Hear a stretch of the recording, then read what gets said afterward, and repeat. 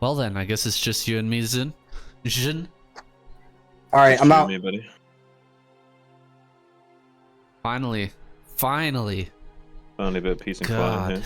So we can get our heads in the right place where they need to be right now for this epic showdown between none other than Lovesnow and Azhi Dahaki. And I heard there was money on the line. Is that true? That's very true. It's $30 a match, 300 total prize pool with a minimum prize of $210. So if one player was to win all 7 matches, they'd win a total of $300. If they won 4 games out of the 7 and won the series, they'd win at least $210. Wow, that's awesome.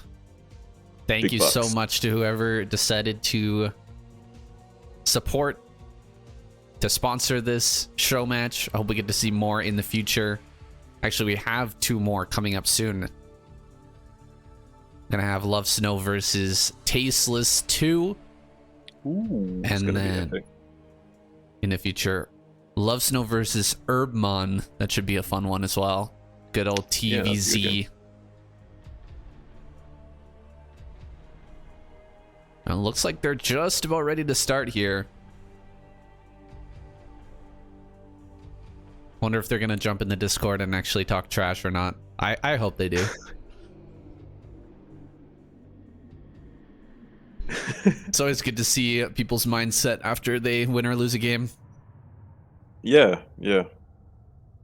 I feel like this could go either way. I feel like one of these players might tilt a little bit if the games go a certain way. So it could be an interesting emotional roller coaster of a series. Yeah, absolutely. I know both players have their pride on the line. Both are streamers. If you guys haven't checked out their streams yet, we'll definitely throw a link down in our video description. It's Azhi, the BGH player turned 1v1er. He has quite a bit of BGH commentary and also explaining how to play. What's that called? Explaining how to play, not analyzing but coaching, or what do you mean? Coaching, yeah, there you go. Or Okay. there's definitely a word for that, but I just can't remember it right now. And Lovesnow, he is just a straight up ladder player, a ladder Terran. He streams almost every single day. Very committed, this guy. He also does coaching, casting, and just a pillar of the community. So it's awesome to see these guys get sponsored for a show match. I think we're ready to go. Yeah, I really want to get into this game number 1 on Vermeer. They're going to have to play this map twice as well, Saiyan, so this could be a really important map for the series, both in terms of the initial momentum of getting that game won and also like kind of as a deciding match because it's going to be the second to the final match played as well. Very cool stuff. Vermeer is a fantastic map. What are the other maps we have in our pool? We got Sylphid.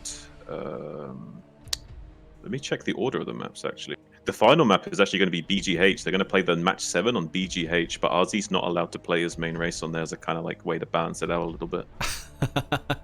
Well, I believe Azhi plays random on BGH because that's what all the pro BGH 3v3ers do. Mm-hmm. But Yeah. so he shouldn't be too out of place.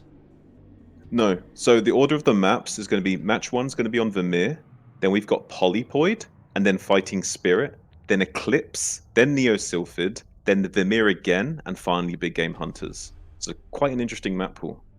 Yeah, I think game number 1 is going to be the most important for Lovesnow to win because Polypoid and Fighting Spirit, like, TVP is a little bit dicey on those games, so those maps. So I feel like getting the early lead on Vermeer is going to be really important for both players with the other maps coming up. Polypoid's not too bad, but yeah, I definitely agree with Fighting Spirit. It's a really rough map for Terran versus Protoss. I'm surprised we didn't throw something else in there, like I don't know, any other map. Sorry. Excuse me, saying I meant to say Fighting Spirit and Eclipse. The third and fourth map. Those are pretty dicey maps for PvP, yeah. Right. Yeah, Eclipse can be tough trying to take the third base. Are they ready to go? I see in the chat, but Lovesnow hasn't confirmed just yet. He may be singing to his audience as he was doing just moments ago.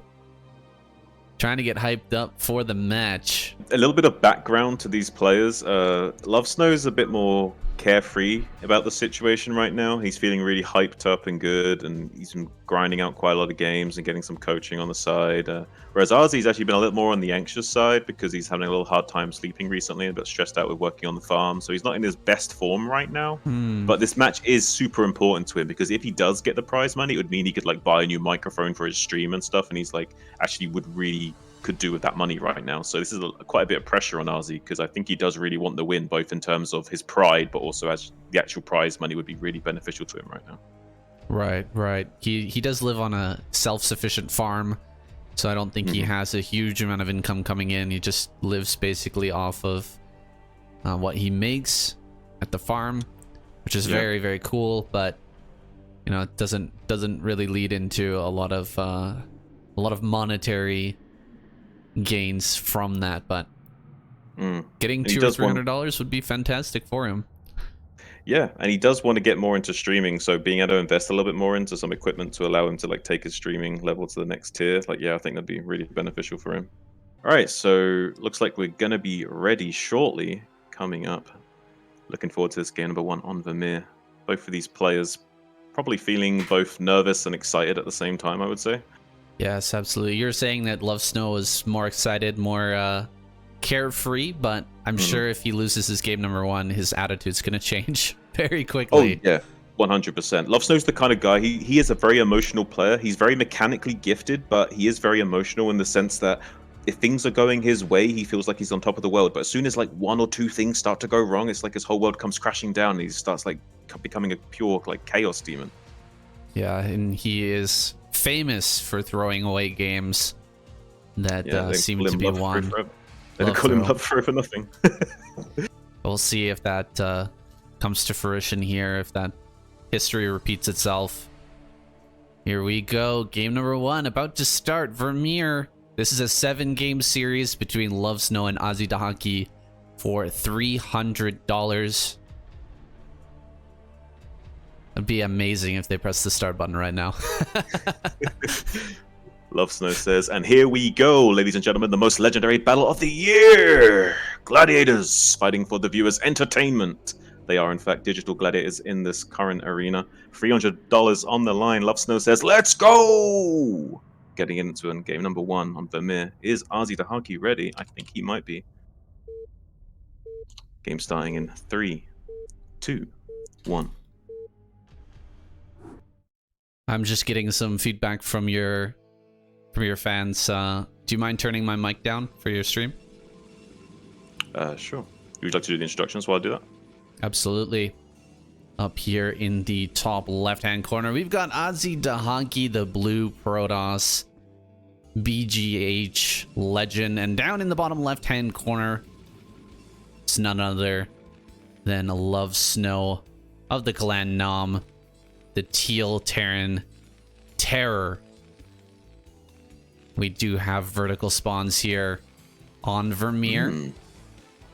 Now this is interesting because this might allow for Lovesnow to expand at the 9 o'clock later and both push while defend and attack at the same time. It's always nice to be able to expand towards your opponent when you've got these vertical spawns like this, so might be seeing that later on if the game does take a turn to the more later phase. Absolutely. It's also going to give Azhi a better chance of getting in with the Reaver if he does decide to go for a Reaver drop early. There's plenty of surface area to try and sneak it in here. His base is facing towards where Lovesnow has spawned, so all these factors are going to come into play. But first, we have to get through the early game, and it looks like Lovesnow going to start off with a wall at the front here. The supply depot by the ramp. A little bit interesting. I'm curious if he's just going to put the racks there and have like a really like far forward like place to micro and like use that as his sim city, or if he's actually going to wall in here and do some like crazy like fast vulture drop or like 2-fact play. Azhi Dahaki scouting across the map, going cross map, checking the center. Says it is a bit laggy. We are on turn rate 16. But we have players and casters from all around the world in this game right now. It's 13 CC on the ramp. Oh my goodness. I did not expect this from Lovesnow. This is really like interesting way of opening up in game number 1 here. And that's a tight wall, I believe, no? I don't actually know. Is the supply depot on the right side of command center a tight wall? I think it's tight against zealots, but maybe not against probes. I'm not sure on that. Yeah, I think maybe it's tight against the zealot at least. Scouting probe for Azhi Dahaki coming in here. It's going to be seeing this command center and barracks being placed. Eco Cheese to start things off. An interesting decision here for Lovesnow. If this doesn't work out, I mean, he can always blame it on the build and return to more standard play in the next game. Kind of a good, mental game here being played by Lovesnow. If he ends up taking this win, he's going to put Azhi on the back foot. Maybe force Azhi to do something like, a quicker Nexus that could be punishable. Just because he's going to be behind otherwise. In this game, he will end up being a little bit behind with that super fast CC. The economy is going to be really good here for Lovesnow. Yeah, and interestingly enough, saying Azhi's still getting this range so far, unless he plans on cancelling it once this SCV dies. So I thought maybe he'd go for at least a rangeless expand and get this Nexus out a little bit quicker, but it seems like he's staying true to like 23 Nexus, and he's going to keep this range going. He's not really adjusting himself to what Lovesnow is doing right now. Just relying on the tried and true here. We'll see how that works out for him. Meanwhile, Lovesnow already with the bunker on the low ground. He's got a factory on the way. Everything looking really nice for him right now. Yeah, I would say Lovesnow's kind of gotten away with this so far, and if the game continues to go this way, I would say that gives him a small edge against Azhi so far.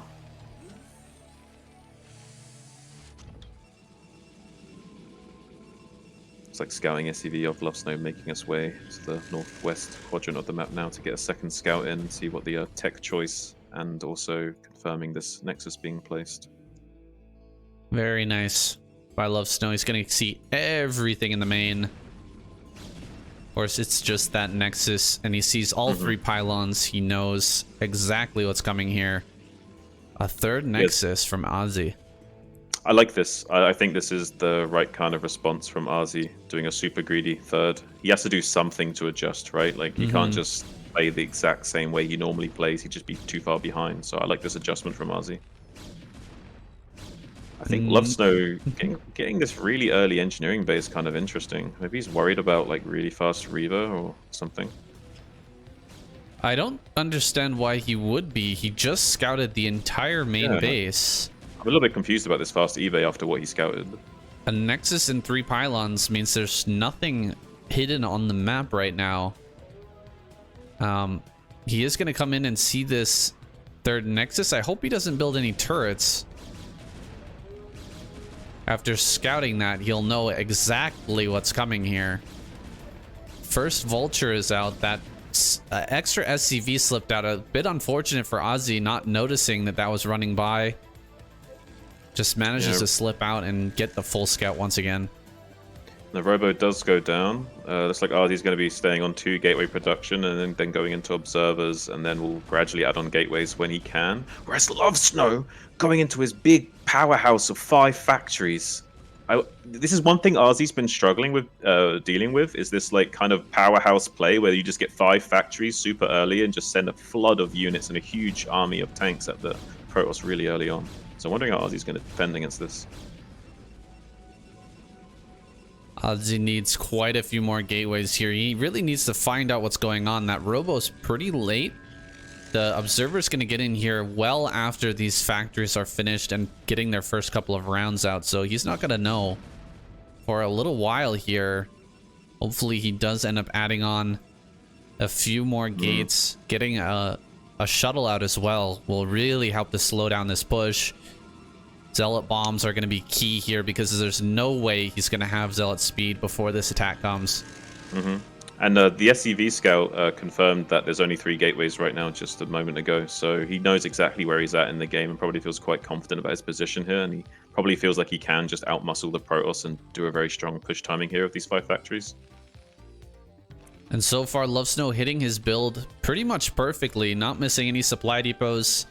Getting those factors up very quickly. He didn't produce any turrets. Like I mentioned earlier, his scouting has been absolutely fantastic. And if Azhi wants to win this series, he's probably going to have to do a better job of clearing out SCVs on the map, stopping Lovesnow from knowing exactly what's happening.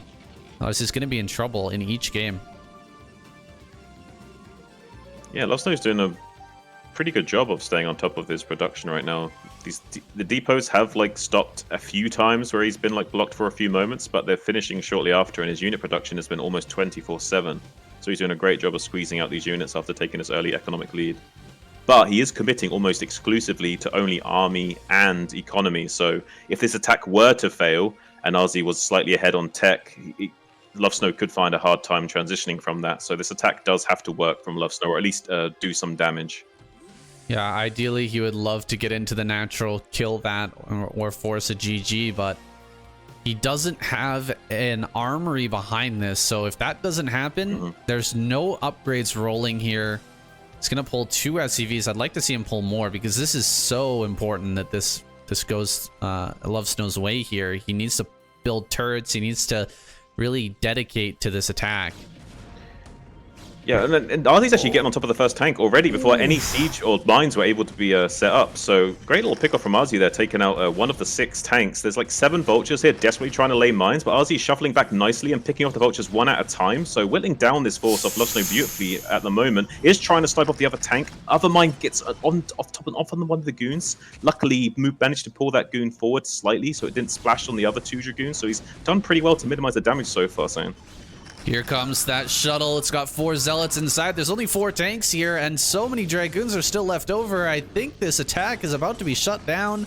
Lovesnow not really taking this one slow at all. Trying to push forward pretty aggressively, and now he's lost the majority of his tanks. 4 tanks retreating here on the right-hand side, but a bunch of vultures making their way into the natural. Can he get some good damage here? I don't think these have mines, or they have not laid down their mines yet. This one, yeah, they had some mines, but he wasn't going to find much damage there. And actually, trading vultures for probes wouldn't have done him too well in that situation. He wants to retain some vultures so he can still lay mines out on the map for some control, because he is susceptible to a counter attack because he lost so many units. So he doesn't want to trade too many vultures for probes right now. An unfortunate turn of events here. Snow's attack did not end up paying off. He's going to dive in for some more probe kills here. Gets 6, quite 7, a lot. 8. It's 9 probes so far. 10 probes so far.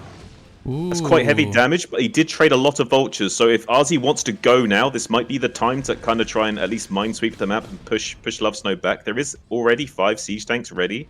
So I don't feel like Azhi's going to be able to kill him anytime soon, but these kind of things you need to be careful. If you trade too many vultures for probes, all of a sudden you might just be susceptible to a counterattack and get absolutely bowled over by the Protoss. The armory is finishing up at 10 minutes. Lovesnow's attack upgrade still has not started. There we go. It does begin. So he is on the path to recovery from this 5 factory push, but I don't know if it was worth it, man. Do you think he's in a good position at this point? He's in an okay position. If he can just not die or take any damage for a while, the position's not too bad. He has some vultures going into the 3rd base again, trying to pick off more probes, and also killing the dragoon with mines coming out. And meanwhile, at the front, trying to push it. This is a big mistake from Azhi Dahaki, though, losing so many dragoons at the front. Ooh, he was paying attention to those vultures at his 3rd. Ends up losing a bunch of dragoons. Another few probes going to go down here in the natural as well. Oh, the mine. We have seen beautiful. We have seen miracle mines from Lovesnow in the past. His first series versus Tasteless in game number 1, he killed like 10 probes with 1 mine. It was that's crazy. Fantastic, but not going to get the same luck in this game. And yeah, I think I agree with you. I think it's not a bad position here, and especially after killing those dragoons, the position's looking even better. But if he didn't kill those 10 probes earlier, I feel like this game would have been far and away in Azhi's favor. I feel like that would be the case too, Saiyan. He needs to be careful though. If he keeps committing to killing these probes, but if he trades, like I said before, if he keeps trading off too many of these vultures for too little damage, he's gonna get all these vultures caught. Vulture's just Like, running out. Very, very and- low HP. And now he's going to lay down mines. I would have loved to see him lay the mines first. Oh, Yeah. I've talked to this with Lovesnow many times. He needs to like actually get more value out of his vultures and like retaining them and planting all the mines before using them to go on raids and stuff. He is currently taking a third CC in his main, which he plans on floating over soon. He has a pretty sizable tank count. I think that's how many tanks is that? Yeah, that's like a whole control group of tanks. There's 13 tanks there, so he's more than enough tanks to take this third base. He doesn't have a lot of vulture support though, so and Azhi's got quite a few zealots. So with good zealot bombs, Azhi could maybe put on a bit of pressure at this third base of Snow if he so desired.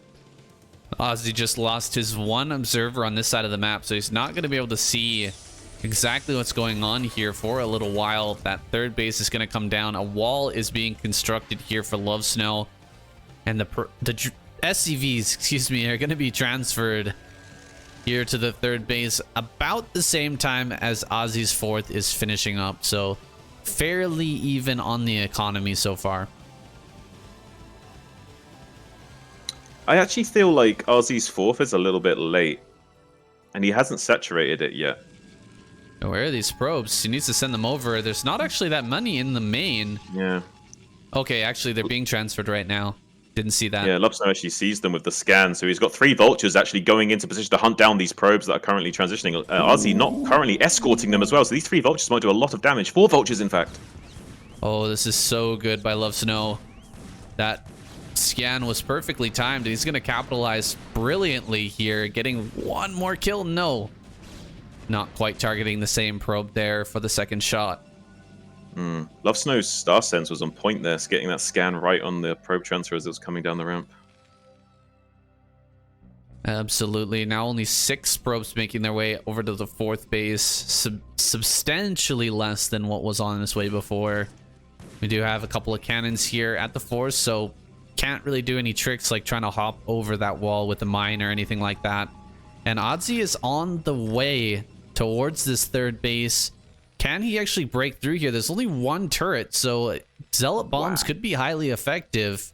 There's only 5 vultures here, Saiyan. He's been bleeding off so many vultures to doing these attacks. He's got hardly any vultures back at home right now, and there's a lot of zealot goon here. So with good move commands through these minefields, he might get on top of the tanks. Oh, not the best movement through the mines, but this is so many zealots. He's right on top of the tanks. The vultures, as you said, are not enough right now. This is so many tanks, but a lot of them are going to get picked off here just due to splash damage with all those zealots on top of them. I think Lovesnow holds, but this engineering bay was the king. You see how much damage the engineering bay soaked up? Like, the engineering bay died. That's how much damage it soaked up from those dragoons. Like, without that engineering bay, I feel like Azhi might have just walked over those tanks. the engineering bay coming in clutch there.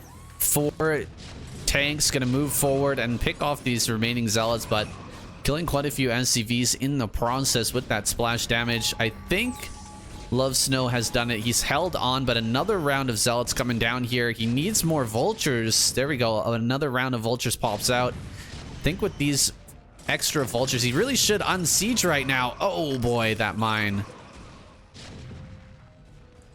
Yeah, it looks like Lovesnow's doing a great job of cleaning up that attack. And he's also busted down the wall at 12 o'clock. So there's just these 2 cannons left to defend. If he can somehow get in there, maybe he can do some more damage to his economy. He won't want to do that with just vultures, though. Lovesnow actually spiking ahead in supply for a moment. Over 20 supply ahead for just a few seconds there as Azhi was restarting his gateway production. But this position is now looking a lot better. What are we at for upgrades? 1-1 is done. 2-2 is on the way.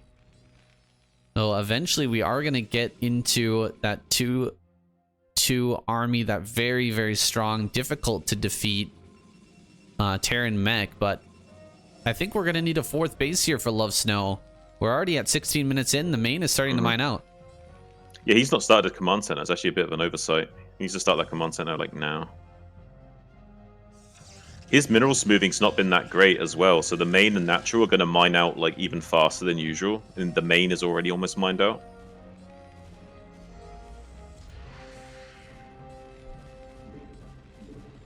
Still no 4th base here just yet for Lovesnow. He sees the base going up in the top right-hand corner for Azhi, knowing it's half the battle, so he understands the timing of when this can come up, and gateways are going to start coming down in this location as well. Azhi really going to spread out his production now and start to go into that late game Protoss versus Terran. We have double Stargate on the way as well in the main. Yeah. So transition here for Azhi for sure, coming up soon. He's got so much gas, so it makes sense he would want to get arbiters or something to dump this resources into. He needs to be able to spend his money more efficiently, and he can't just stay on pure gateway man, especially without storms. He needs to get all of the tech going. He needs arbiter stasis, and he needs side storms. Losing a dragoon in the middle to mines while trying to sweep, a bit unfortunate. A lot of vultures here now for Lovesnow. He hasn't been bleeding them off as he was before. I think he's got about 2 to 3 control groups just full of pure vulture. So it's almost actually more than 3. It's almost time to like move out here, I think, for Lovesnow. Look how many blinds he's got. There's so many mines covering that eastern flank to stop any counter attack options from Azhi, so that he can push vertically, probably to the natural. He's got to be throwing down this command center here pretty soon, I feel. But I would like to see him throw down the command center here at 9 instead of at 6. Yeah, I was just about to say, Azhi, if he wants to be aggressive and push right now, he should be taking 9. You only want to expand away from the Protoss if you plan to take it super late game and you don't feel like you have enough army to push anymore. He's unsieged now, all set up and ready to go. It's actually Arbiter going to be the play here for Azhi, but I doubt that this Arbiter will be out in time for this next push or even the push after that.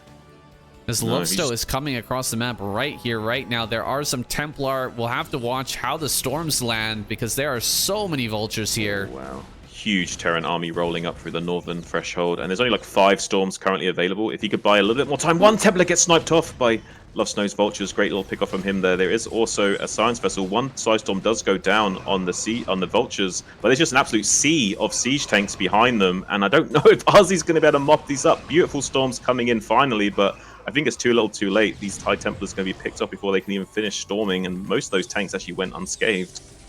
Yeah, a ton of the vultures did end up going down, but the tank number is still very, very high. He's going to push forward here. Siege up once again, crawling forward. Oh, the EMP on the Templar was clutch there. Huge. And GG. Wow, GG. Game number 1. Whew. Takes that one away with the eco cheese. That's a huge tempo swing for Lovesnow winning that game 1. That's got to be frustrating Azhi a lot.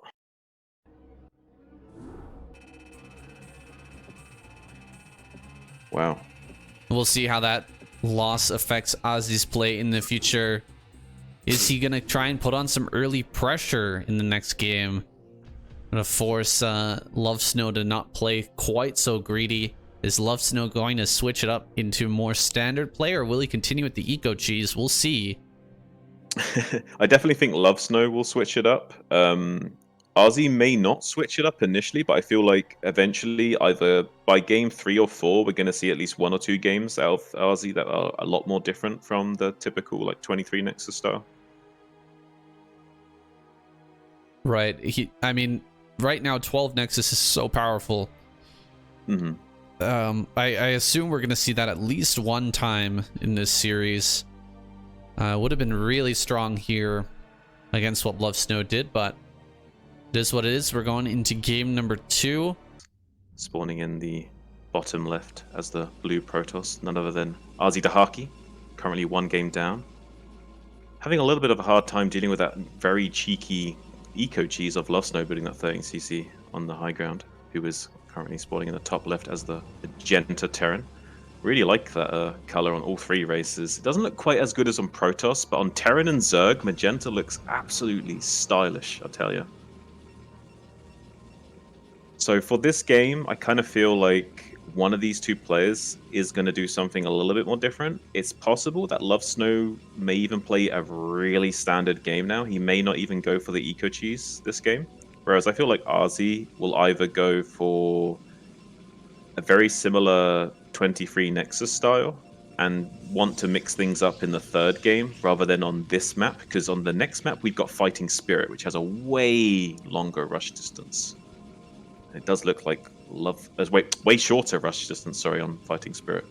But it looks like Lovesnow is not going to be walling in and going for that CC first like I thought, so it's going to be going for the more standard SimCity here. It's Depot on the right, Rax in the middle, so his Marines can slip through those two buildings and micro against the Zealots and avoid damage when possible. And Azhi going for that gateway in the main again, not going for the Nexus first. So yeah, so far I think both these players are playing how I would expect them to, so no surprises for me at least. Azhi going to be scouting in the wrong direction, however, so maybe scouting Lovesnow last unless he chooses to do an end scout. All right, Lovesnow with $30 in his pocket right now. Can he make it 60? Starting off with that gas first, so switching it up from that last game. That was a strange build. I haven't really seen that much.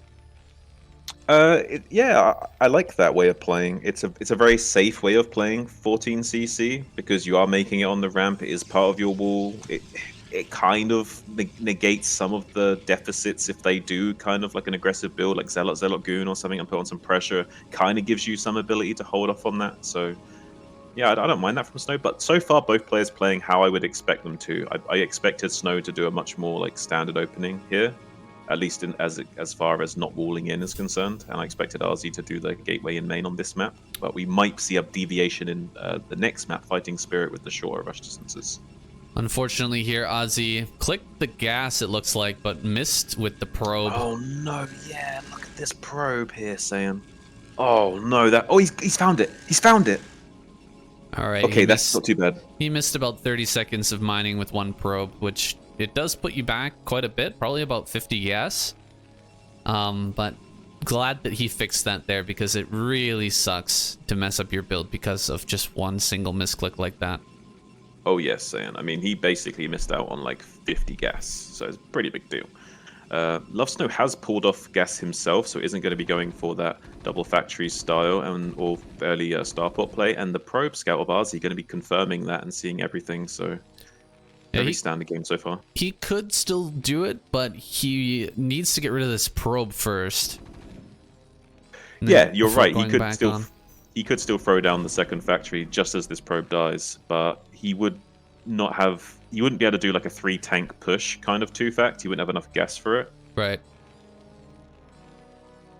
So it looks like it will be a Vulture expansion here.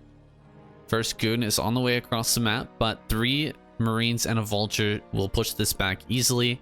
Lovesnow will take a very nice, comfortable expansion and get his bunker out here shortly. This Vulture should be able to slip out on the map as long as it doesn't take too much damage here from this first Dragoon. Ooh, one of the Marines bugging out there. Actually stuck and hit the stop position in order to get it moving again. And this Vulture just kind of sitting out in the middle. If it gets caught, that could be huge. One more shot. You do not want to lose this first Vulture. This first Vulture is so crucial. For one thing, it keeps the Protoss scared and having to worry about a Vulture running by into the main. But even more importantly is its ability to lay mines and scout for like expansion timings and stuff. So keeping this Vulture alive is actually really crucial for Terran. And for the viewers at home, what Azhi did earlier was he ran this Dragoon up just to barely confirm that there was a command center being built. So happy to pay the shield hit points of his unit to confirm that there was in fact a command center being made. So we can confirm that there's no starport or factory being placed down after his scouting probe died. Right, and we do actually have a starport now in the main from Lovesnow. So 1 factory, 1 starport. This is likely going to be a Vulture drop. Oh, these Marines getting quite a bit of damage. Hull damage onto that Dragoon is very, very nice. Yeah, it's most definitely going to be a Vulture drop, Sam. It's going to make Mr. Dahaki a little bit scared of an FD push, but that's not what's coming here. It is going to be that drop, and this could deal a lot of damage, although he will have to fly over the natural in order to get to the main, so he won't have the surprise of, you know, flying in a dark spot, unloading outside of vision, and then running in and killing drones. I just don't think that's going to happen. Probes, excuse me. Yeah, I don't see that happening either. Azhi does pick off that one vulture out on the map that had 5 hit points left, which is actually a sigh of relief because now he can kind of like go to the front with all of his dragoons and not worry about any like vulture shenanigans later. And it also will mean that Lovesnow won't be able to confirm the timing of these nexuses, that nexi that might be placed down soon. So Lovesnow's going to be really in the dark until he gets scanners or keeps continuing to scout. This could actually be a sweet position though for Lovesnow because that vulture was picked off. All the dragoons are going to be up here at the front, and that drop could come into the back with nothing here at home. Could deal a huge amount of damage. I think that's exactly what's going to happen, Saiyan. I don't think Azhi will keep many dragoons at home. He may keep like 1 or 2, but I don't think he's going to keep enough back to prevent some significant damage being done by this vulture drop. At least I don't feel like he will. I think this is going to be one of Azhi's undoing in this game, is that he's not thinking about vulture drops right now at all. Double observatory in the main for Dahaki. A little bit tilted right now, I feel. A little bit tilted right now. And the dropship coming into the expansion now saying, oh, no. We got 3 dragoons here though, so okay. Maybe he can defend this. 2 mines being laid already. 2 dropped in the natural 3, while the other 4. 2 go into the main. Oh gosh, these vultures just being left alone here at the natural. Yeah, racking up 7 kills between them. Oh, he's sending it 10. back to the natural. No. Oh my gosh, the probe transfers are so brutal 15, here. 16, GG. Wow. Oh no. Oh, we didn't have a pylon scouting 9 o'clock. We didn't have dragoons in position to deal with that. That's really unfortunate. There was like 17 probes were like going down in quick succession. Oh. What a frustrating loss there for Azhi. I hope he's not feeling too tilted here. Yeah, he's definitely frustrated right now. But it doesn't mean to say that he can't get it together. Like, he might be 2 or 3 games down, then start winning again. So he's still not out of it, but he needs to get his head together. Like, right now, his psychology is way more important than his execution and mechanics. So I'm hoping he can get his head back in the game and not kind of get too frustrated at himself. Because I know right now he's really angry, at least at himself. It's so important to take a few deep breaths. Maybe stand up from the computer, walk around the house a couple of times. Just kind of clear your mind and think about the next game, because that is a punishing loss, but it's not the end of the series. Every single game is going to count here. There's 7 games to play, and we're going to be playing all 7 no matter what the result. So, to avoid further frustration and kind of abuse here, definitely got to get his head back in the game. You do not want to go down 7-0 against Lovesnow. He will never let you live it down. If he went down 7-0, that would also be on BGH, and Azhi's like way better at BGH than Snow, so that would be very embarrassing if that was a 7-0 like clean sweep. Yeah, that would be oof. Would not be good. There's definitely a lot of pride on the line as well as money, Saiyan. So there's a lot at stake here, a lot of marbles. I want to see Azhi stream again, man. I don't want to have him go dark. But that's what happens when you are an emotional player. Sometimes you get on a downward spiral. It's hard to pull out. Hopefully he can do so. Do we have another game up, or is my battle not yet? I don't see it anyway. Okay. Just let me know if it pops and I'm not in there. Yeah, we'll do. There's not many players that can do that, though, saying like even at like the pro level, once you start tilting, it's seriously hard to pull yourself out of that mindset. I know some people that can kind of self-coach themselves and kind of like make themselves take a moment to kind of like say, you're tilting right now, stop tilting, just focus on what you're doing right now. They can kind of like reset their brain a little bit, but that's seriously difficult and like takes a lot of discipline and like coaching of your own mind to be able to like pull yourself out of that pit of despair in that moment. Absolutely, and I think that exact quality is what really makes Starcraft players so good at a game like poker. And poker is exactly that. You have to be able to clear your mind. You have to be able to let go of those older losses and not tilt. Stay aware of what your opponents are doing. And that's why some great, really, really great poker players are also ex-Starcraft Broodwar players. Yeah, and one name that comes to my mind is Elki. You know Elki? Mm-hmm. I think he did it at the best time as well, because he was very early on in the StarCraft scene, and he transitioned into online poker right before online poker had kind of gotten figured out as well. So like it was slightly easier pickings, like there was more fish to chew through, so to speak. You know, there wasn't so many sharks in the ocean to deal with, so it was a lot easier time to make money on online poker as well. Absolutely, and he is massive right now in the poker playing scene, so definitely some transferable skills there. See if Azhi has any of that magic juice in his body. Is he actually able to pull out of this spiral? We're gonna find out here on none other than Fighting Spirit, a fantastic map for the Protoss. If anywhere he could take a win, it's gonna be this map. This got to be this map if he's going to win. It's a shorter rush distance. The bases are so, like, you would think this is a Terran map because of the fact that the third bases have ramps to wall off and defend. No. It's way harder for the Terran to attack into that because he can't get his siege tanks up the ramp very easily, and the Protoss player can just recoil on top of those bases. Absolutely. Shuttles also will do the trick.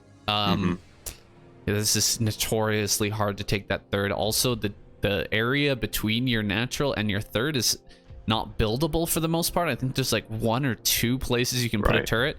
So you just fly straight through with an Arbiter into the main base. It's very easy to get that recall. Generally, when you have 3 bases like this, you're kind of covered, right? You have it.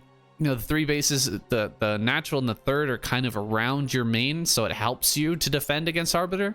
But on this map, it doesn't really. There's just a big hole in the middle between your natural and your third to just fly right in. It's very difficult and frustrating to deal with. And the middle of the map is open enough for Protoss to set up some ridiculous flanks as well, so it's really hard to push on this map too. And here we go, game number 3. It's time to start. Here we go. Up in the top left-hand corner, Lovesnow. Once again, the teal Terran. And down here in the bottom left, Azhi Dahaki, the farming fanatic, gonna be trying to take his first win of the series. What do you think the build is he opens with? Does he just stick with his guns here? He seems to be really in love with that build. Yeah, I feel like he's using it as a comfort build right now. I know he's not been sleeping well and he's been under a lot of stress, so it's possible that he might still break out that build quite a few times this series just to like not have to think too much about his build order execution. However, on this map, if he's going to do something cheesy, surely this map is one of the ones he wants to consider doing something on. Like, even if it's just like a proxy DT or some early pressure, like just at least mixing it up a little bit to kind of throw a wrench in the works. What you don't want to do is let someone like Lovesnow, who's an absolute powerhouse of a macro player, when you let him do his own thing, just like do his like chill and like be allowed to build up these 200 armies with like not much disruption along the way. You need to kind of throw a wrench into his machine if you want to disrupt him, and someone like Lovesnow will fall apart if you just do a few things to disrupt him. Can he figure out some sort of disruption that will stick here in Lovesnow's grill? Something to throw him off? Or will he just allow Lovesnow to continue on with his macro engine? Right now, Lovesnow getting that nice little setup with the supply depot and the barracks on the left-hand side allows for 2 spots for easy micro here against the Zealot. He hasn't seen any Zealots so far, but this is just a nice little setup. It doesn't really get in the way of later factories. You're going to be putting your factories to the south of this position, so that supply depot is just, might as well put it there. Does kind of give you a contingency plan against those early Zealot pressure builds.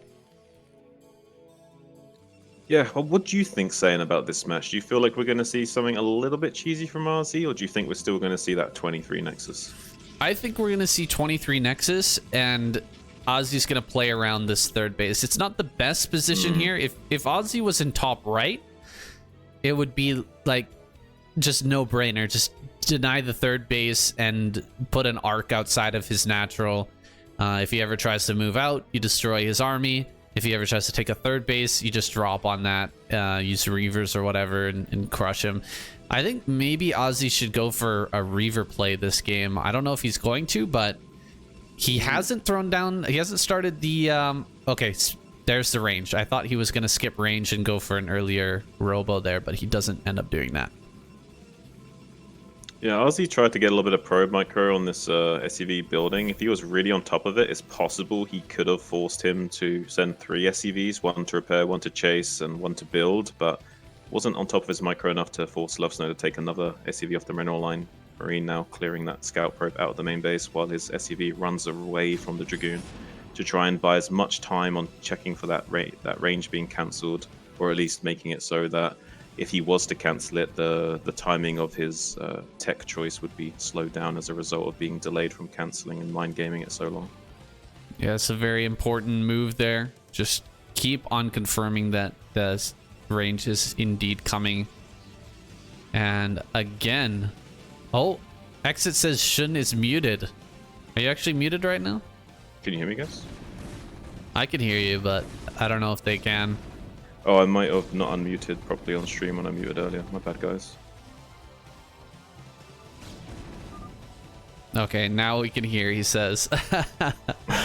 Yeah, I think I did press the hotkey on my numpad. Maybe the hotkey didn't work for some reason.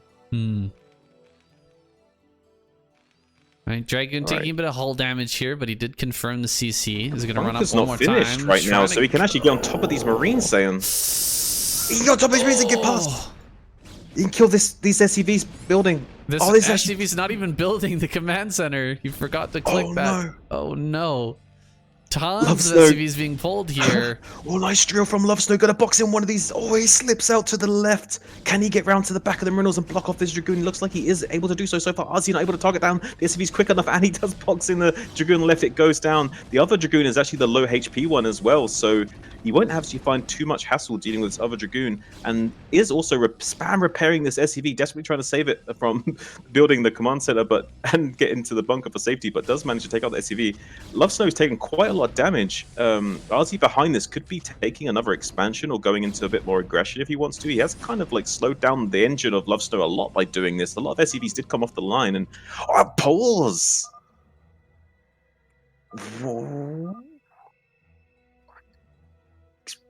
I would have liked to see a PP from Azhi before the pause, but it is a little bit laggy, I guess. All right, we're going to take a short break here while we figure out what to do about this lag. Oh, looks like they're asking me to watch through Discord. I will could do that. I will switch over. I don't think it's going to be quite as pleasing for the video, unfortunately, but let me see if I can make it happen here.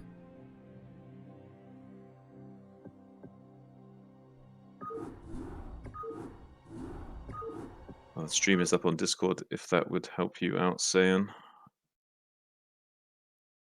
Do need to mess around here a bit with my OBS.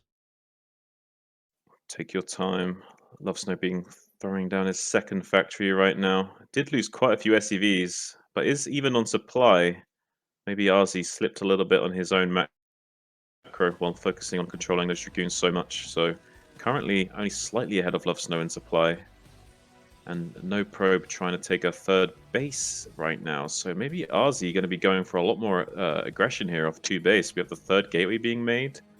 Could go Reavers from here, although Azhi's not too confident with Reavers, so I'm not sure if he does want to do that, or if he does maybe instead wants to do a little bit of a bulldog play. But going into this, like, he doesn't usually go 3-gate obs, so unless he really does just want to play really safe and standard, which I didn't think he would do. I thought he would stay on 2 gateway here and go for an early third. So I'm a little bit shocked from Azhi playing this safe when I don't think he needed to after doing that much damage to Snow.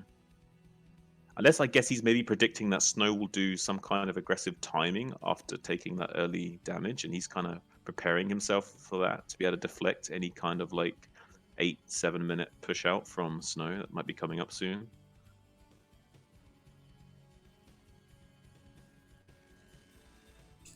Aussie finally going to be setting up to take this third, starting to wall off the ramp slowly but surely, going to be adding on those pylons to stop vultures being able to get in here. One of the disadvantages for this map is that Protoss players do have to wall off 2 ramps, so that can be taxing. Sometimes they'll wall off one side and have a Dragoon chilling on the other until they can get those pylons up eventually, not wanting to spend too much money on them initially. All right, looks like I can see you once again. Maybe we can work something out. You can send me the VOD or something from your stream. I don't know how we're gonna get this going, but definitely not premium content here. Okay, we can have a little bit of scuffed podcast action, you know. Okay, well, we've got to move out here from Lovesnow. I guess the lag is fixed now. Was it me? I was the one. Maybe. I mean, it seems okay right now. Snow's just going without siege and trying to desperately lay down some mines. Is mopping up a lot of these Dragoons. Azhi tried to just stand and fight there, but a lot of those Dragoon shots weren't being fired at the tanks. All this damage is being soaked up by the Vultures and the Marines and the SCV, so the 5 tanks have just been raining down on these Dragoons. And with more rallied units coming in to act as another sponge for the phase disruptors of the Dragoons, it looks like he's going to pretty much kill all these Dragoons and maybe losing no tanks at all. Wow. Yeah, he lost not a single tank. Chi-Chi. What a convincing win from Lovesnow there, taking game 3. Really this not could be on. bad for Azhi. Really not on point there with the whole position micro. You have to continuously fall back with the Dragoons. Keep on picking off those frontal units like the Vultures, the SCVs, the Marines, and then quickly switch over and engage full on with the tanks. Try to kill them as quickly as possible. Wow, I'm kind of speechless that Azhi fell apart that quickly. I felt like he had enough Dragoons there to make something happen. I feel like that was just a bit of a miss micro and not being able to focus. I really felt like he did have that start of the game pretty well in his favor, like getting the early SCV kills, picking off a bunch of SCVs there, yeah. And he killing did an all the ultra Marines. safe build. He went 3 gate observer, like that's the most safest thing you do in PvT. He did like the most safest build possible and still managed to fall apart to that push after doing economic damage. So that's definitely a misplay from Azhi. That's definitely not characteristic of what should have transpired during that game. That was very good target firing from Lovesnow with the tanks and getting like very high damage per second by keeping them shooting 24/7. But Azhi could have done a lot better job of shuffling back his goons there. And the man with the heavy breathing joining us in the Discord is Wolfix. What's up, Wolfie? Sorry, Hey, what's up? Wolfie. Hey, Wolfie. Hey, slide you're in. casting Lovesnow versus Azhi? Yeah, you can slide in. Okay. What's up, Wolfie? How you doing today, buddy? Yeah, all good. Azhi's currently down 3-0, Wolfix. Really? Really? Whoa, I didn't expect that, to be honest. Yeah, he's been not able to focus so much, it seems. He's not been sleeping well, so maybe he's kind of off his game. I feel like the pressure of the match might be getting to him a little bit. I hope he doesn't maybe. I hope he doesn't fall apart here. He is on Eclipse. We could see a nice little gas steal here. There's some options for him to kind of throw a wrench into Lovesnow's not like normal straight up macro game. I don't feel like so far Azhi's done much to disrupt him besides the STVs that he killed in the last game.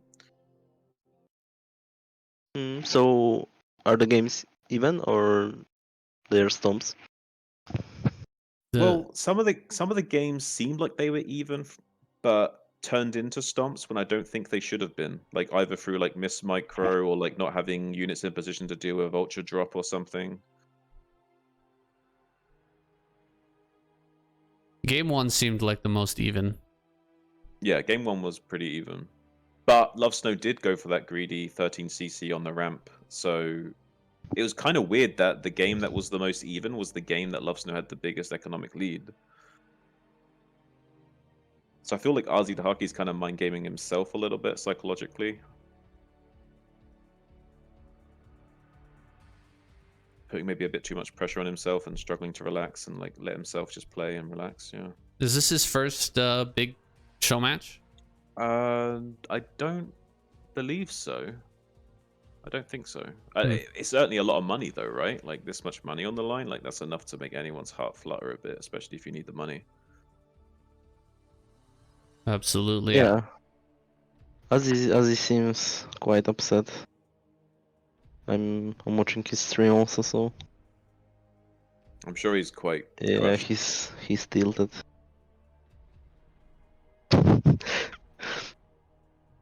It reminds me like how he said yesterday that he's not tilted unless someone says he's tilted.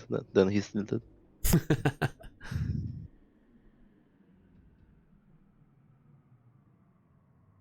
Yeah, so he needs. This is best of 7, right? So he needs 4 wins now. It will be pretty tough, I guess.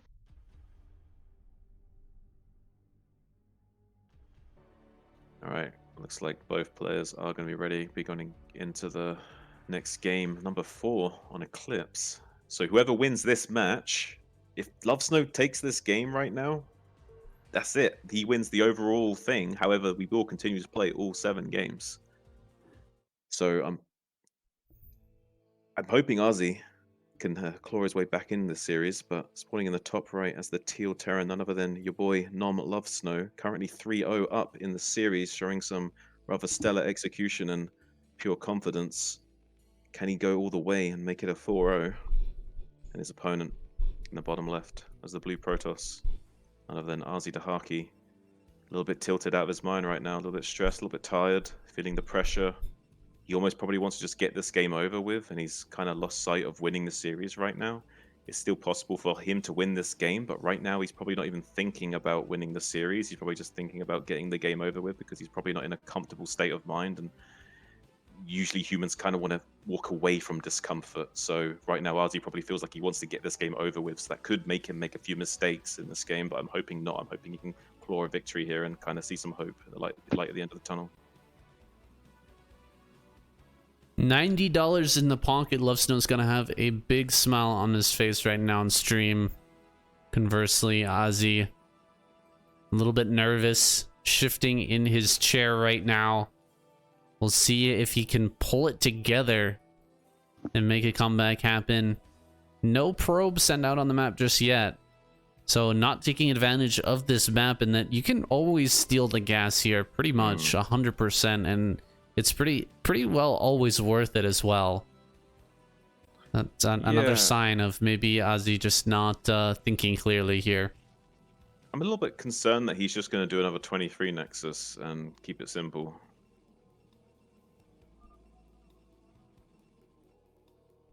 If he keeps going 23 Nexus, Lovesnow might catch on to that and start having a field day with metaing him. Yeah, I think that last game, Azhi was not in a bad position at all. He just needed to really micro his Dragoons a little bit more cleanly. This time he's getting into the gas properly. There we go. Got that gas mining. His build is looking clean now. Yeah, definitely a lot better. Just needs to focus on the micro.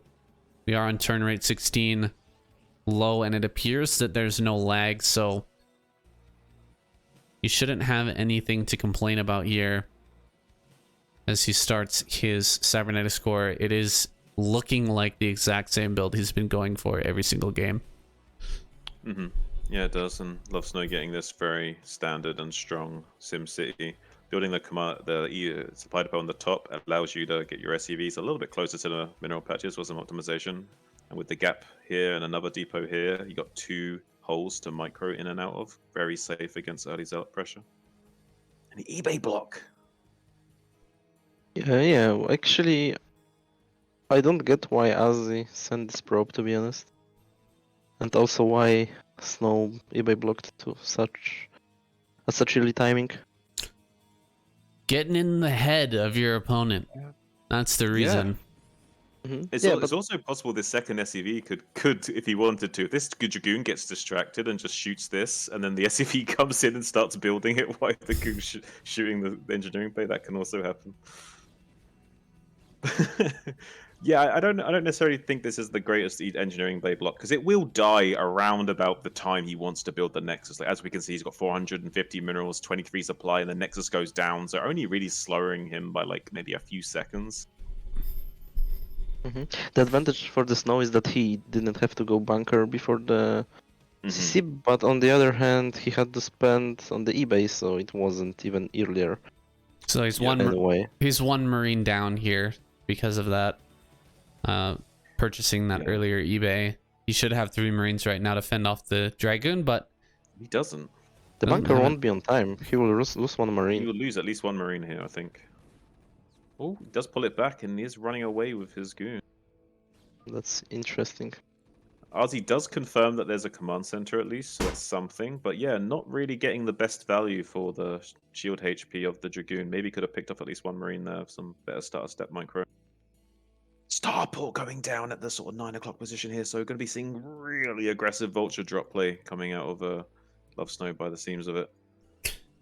Well, it worked fantastic in game number 2.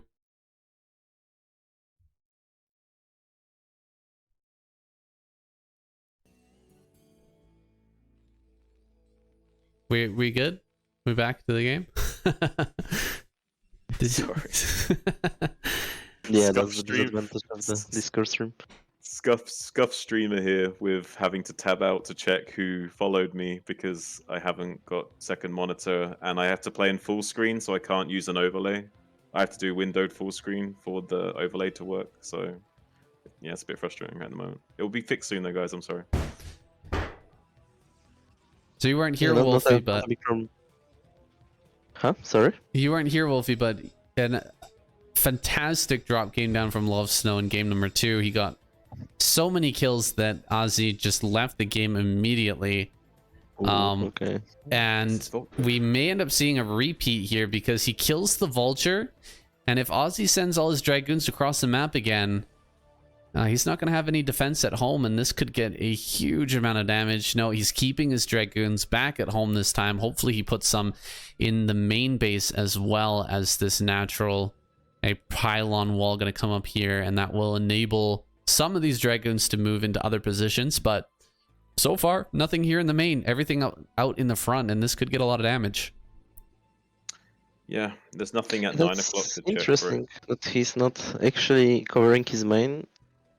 Especially because he got dropped in game 2, as you guys say, Yeah. So he should be aware. Although this probe, yeah, he's going to take turn Nexus, so this will spot the dropship early, I guess. This might be just what he needs to not take too much damage, but the Dragoons are still fairly out of position. They will take a long time to get back into the main base to help deal with that, so I'd imagine that at least a few probes will die unless he preemptively drills to the natural. Yeah, and he has speed, right? Because I saw something moving very fast on the minimap. It was Vulture probably with the speed already. As he sees it now, Goon's shuffling back. Hasn't yet got the probes out, so instead he's trying to get his Goons there quickly enough. He does start to gun down a few probes, currently only losing about 4 or 5, and he's going to try and get into the dropship and get out again, only losing 1 Vulture. So pretty successful drop from Lovesnow, killing quite a few probes and only losing 1 Vulture and getting out with the dropship. We're trying to shuffle down here, but there's 4 Dragoons, needs to be careful. It's like he's catches this dropship, it's huge. Ooh. 1 more shot. He gets the dropship. That's huge. Big kill there for Azhi. Definitely a tempo swing here. And 6 follow-up. 6 factory follow-up from Lovesnow. So going to be seeing like a very strong 9 minute 30 kind of, I think, push timing here with these factories, I think. He made all this on 1 gas only. Which is pretty incredible, to be honest. It's very incredible. He's mainly making Vultures like that for the longest time. Yeah, this is why his tank count is actually terrible at this point, because he only has 1 tank, literally. So this push won't be very fast, although he has 6 factories already. Yeah, I think the earliest he can push is 9 minutes 30. It might be even closer to 10 minutes at this rate. Yeah, so like, in this position, Snow can build a dropship again because he will have a lot of vultures, so he can still wait before the push out and harass the Protoss while gathering army, for example. But I don't think he's making another dropship because he's gas starved pretty much, so probably he's trying to save it.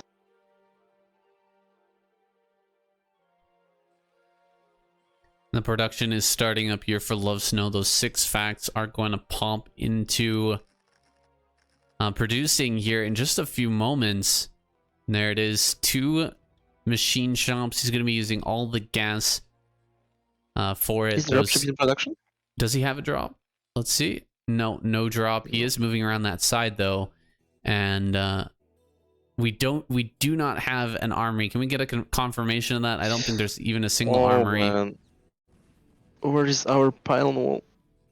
Yeah, Azhi's clearly not playing his best game. No, and it's unfortunate because there is no armory, I don't think. It's just pure units. So if he didn't take any economic damage here and got his third up nicely, this would be an okay position for Azhi. This is going to be constant run-bys here by Lovesnow. If he catches a train of probes coming towards that third base as well, he's going to be laughing here in this game. Ooh, Vulture's just going to dive into the natural anyway. He's got enough, I guess, that he doesn't need to worry about trading them too much, but he needs to be a little bit careful. Losing 3 Vultures or 1 probe is not really a good trade. Yeah, for sure. Like, at this point, the timing is... I mean, the time is against Lovesnow. He has to do something soon. Otherwise, he will get farther behind. But... yeah, Azhi... I don't know if Azhi is even aware about the 6th fact. Did he move in with the Observer? I'm not sure, to be honest. I don't know, actually. We cannot check right now, but yeah, I didn't pay attention to that. Well, because he, for example, he went Forge, right? Which is pretty... Well, there's no reason why strange. he couldn't, right? There's no turrets here, so there's no reason why he couldn't just quickly fly in and check. So Yeah, I mean, that's true. I'm guessing he did, but there is also not a reason to not make pylon in a natural. Yeah, he has only... He doesn't know. He doesn't know. There's no way. He doesn't know. He literally forgot. He forgot to check because he's so distracted. So, like... yeah, this is bad for Azhi. I think he's just going to get rolled in this game. Seems like it. I mean, there is some chance he can slow down this Terran push enough to kind of get things going, but with only 3 gateways to 6 factories, that's just a numbers game. Eventually, the 6 factories will prevail. Lovesnow bringing the SCVs as well, pulling the boys. He's coming down through the center part of the map. Gave up the high ground immediately. Oh man. He's getting this high ground for free. That's the highway for Terran. Yeah. He's going to come down here, set some mines up as well for that retreating army. This is a really good position for Lovesnow here. Make his way easily into the natural. Dragon's coming from multiple sides. We're going to set up here on the high ground and make a little bit of a slow push. Yeah. I think Azhi could still do it with like Dark Templar with shuttles because he has Templar archives already, right? He was taking Turbiter probably. No scan. Yeah, but I don't think he even thinks about it right now. Well, if he had an observer in his base, he'd see no comm sets, and it might, kind of flick a switch in his brain. DTs. But... turrets already. Yeah, it's unfortunate. Lovesnow's kind of overstepping his line a little bit at the south, though, so I think these 3 tanks will go down. There are vultures to soak up these zealots, and a huge flood of goons trying to squeeze in from the northwest threshold. Might be able to get on top of these tanks, but they're not targeting tanks right now. They're still shooting vultures and turrets and SEVs, so they're just getting absolutely decimated by the siege tank shots. The last volley was so painful.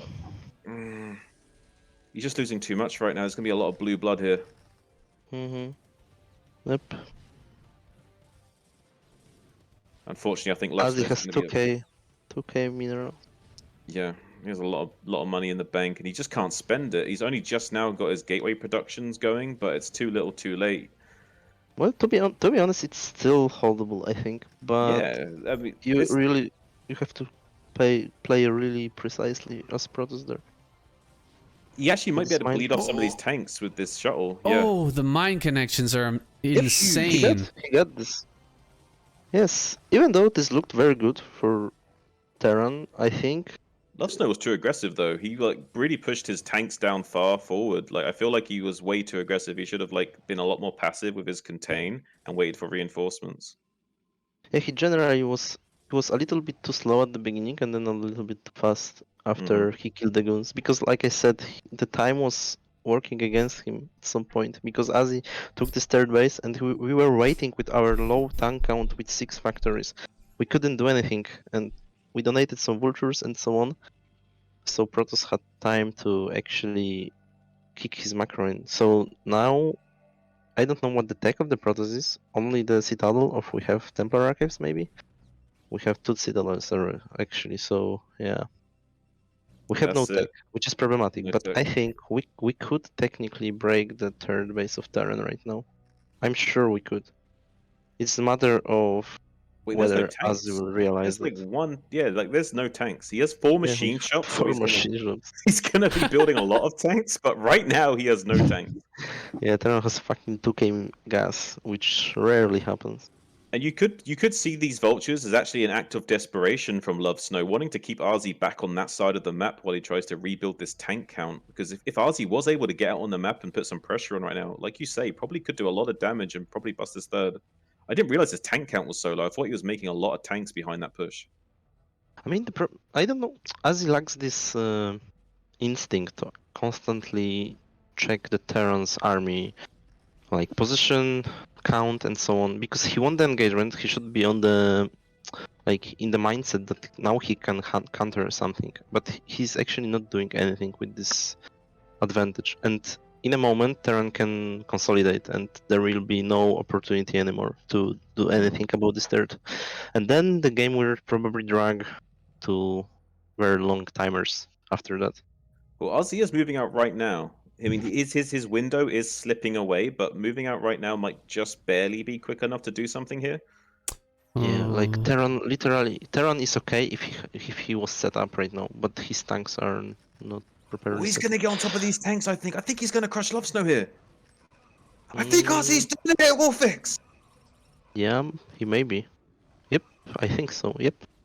A lot of the zealots have Oh. been destroyed though, and the tanks are getting to work on the dragoons. There's a Oh, lot that of was a mine great connections. mine. He can still get Okay. these dragoons up into the third base location and kill SCVs and this command center though, so this damage can still be done here. Yeah, we need to macro as a Protoss. 3k in our bank. Okay, he spent half of it, so that's good. You can keep shuffling these goons up more and more. Don't fight here. You want to keep shuffling your goons up more and more out of the range of the tanks. And sometimes if they're really impatient and unsiege quickly, you can run back to the ramp and snipe off the tanks and then run back up here again and then kill the command center and be really annoying with your goons. Looks like he's gonna He's get gonna get this tank, one maybe? more tank. Oh, not not quite, but more This zealots will coming see up, him. more dragoons. I think he breaks this. I think he just barely breaks it, yes, Sam. Yeah, 4 more tanks are coming, but there are no vulture fodder, so Azhi Dahaki, this might just be the momentum swing that he needs. He's probably got a stunned look on his face. Like, he probably can't believe it himself. He thought he was just going to get this game over with and, like, kind of just, like, GG out when he needed to. But he's kind of like, what? Okay, well, I'm going to try and kill you now. The bank is completely gone for Lovesnow. He's still got some gas here, but Azhi is just clearing out his army. He's getting a 4th base up. He's getting himself more and more ahead here. And yeah, there's just not much left for Lovesnow. His command center is just about to go down. He's trying to get the repair. Goes down, and there's still dragoons on the high ground. So he can be, if he really wanted to, he could just keep these dragoons up here forever and make it a nightmare for Lovesnow to come all the way back in here, deal with these dragoons, and then maybe this army comes in again and kills some more tanks. Like, this is a bit of a nightmare situation for Lovesnow. There's a small window here for Azhi to kind of like really run away with this game. Now that he's got this 4th base online and Lovesnow has got nothing mining, the natural's almost mined out. We don't even have the command center. He's probably might even have to float the command center from his main right now, Wolfix. yeah. This game is pretty over. I don't know what Protoss would have to do there to lose it.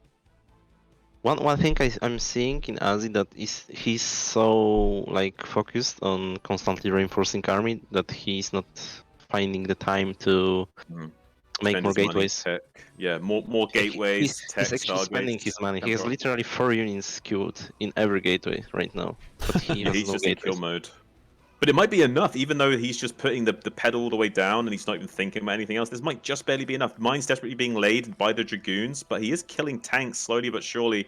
There are a few tanks that are low HP that he's not able to quite pick off, so Lovesnow is retaining somewhat of a tank count right now. But the fact that he's delaying this third base from being taken means he's going to have to float over the main command center, and that's going to put Lovesnow on a one-base economy for a while. And against a two-base Protoss, it's not the best place to be in. Azhi does have the opportunity to keep expanding as well, whereas Lovesnow's army has been desperately reduced more and more to a pitiful tank count. So this push is like a very strong act of desperation from Lovesnow. He wants to like both defend and attack with the same move, and it might work before Azhi can like muster a defense. But there's only 5 tanks here, so if he makes one small mistake positionally, he might just get his whole army swallowed up.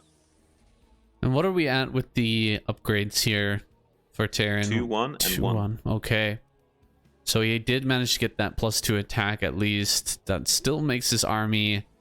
It makes his army a little bit stronger, but oh god, this very late siege up here. The Zealots are already on top of everything before the focusing first... the tanks, so some of them do go down, but he is going to clean up all of this Terran forces, which is not... Even if he does lose most of his Terran forces, it's going to be GG! Mr. Dahaki coming in strong in game number 4, preventing that 4-0 lead for Lovesnow taking the series. There's that small mistake you were talking about. He loses his entire army, has to tap out. Yeah, got to tap out then. He was down by a lot of supply. There wasn't much going for him, but he was trying to do a lot with a little. Maybe there's some play there if he whittles down the Protoss forces and gets a push going, reinforces it, uses his one base economy to kind of keep pumping units and maybe kill an expansion. Like, it's possible he could claw his way back in the game from that position, but he doesn't know just how much Azhi has behind that. And Azhi did have a huge bank, so was able to constantly produce units 24/7 out of all the gateways he was able to produce. Yeah, you gotta respect Lovesnow though for the tenacity, still playing it out right to the end, not Right giving up here. You can see that his mental state is a lot better than where Azhi's been at, but maybe this is what Azhi needed to kind of bring things back. A win here, $30 in the pocket. It's gonna make him feel a lot better going into this next game. Yes, as a Terran, I would for sure drag the games as much as I can. If I were winning 3-0, then extending the games even when you are losing is good for you, because you only have to win one game while Protoss has to struggle for 3 more games. Yeah, and sometimes even when you're losing a game, you can just keep the other player having to operate at 100% to finish the game while you're kind of playing a bit more casually and like processing the loss, thinking about what you're going to do in the next game, wearing out your opponent a little bit so he's a bit more tired for the next game. There's actually a lot of like credence to sometimes taking your time and like delaying your GG a little bit. There's always the chance that your opponent gets a little bit too antsy about winning the game and makes a mistake, walks into some mines, you know? That's very possible. They can always hang themselves. Yeah. Yeah. And both of these players have been known to like throw epic leads, so anything can happen when these two are playing. Yeah, we haven't seen any massive throws so far, but that's not to rule it out. Could still happen. We're going into game number 5 now.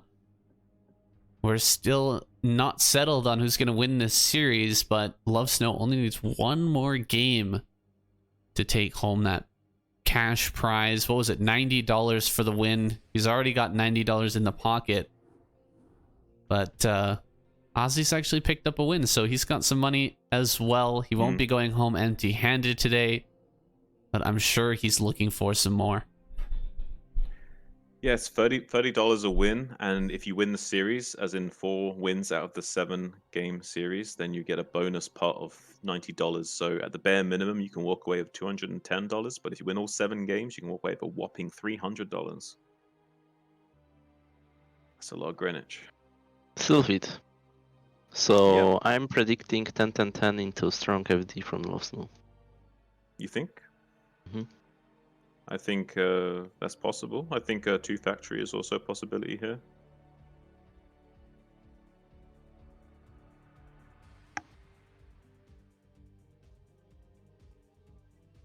What about Azhi Dahaki though? What does Azhi Dahaki do on this map?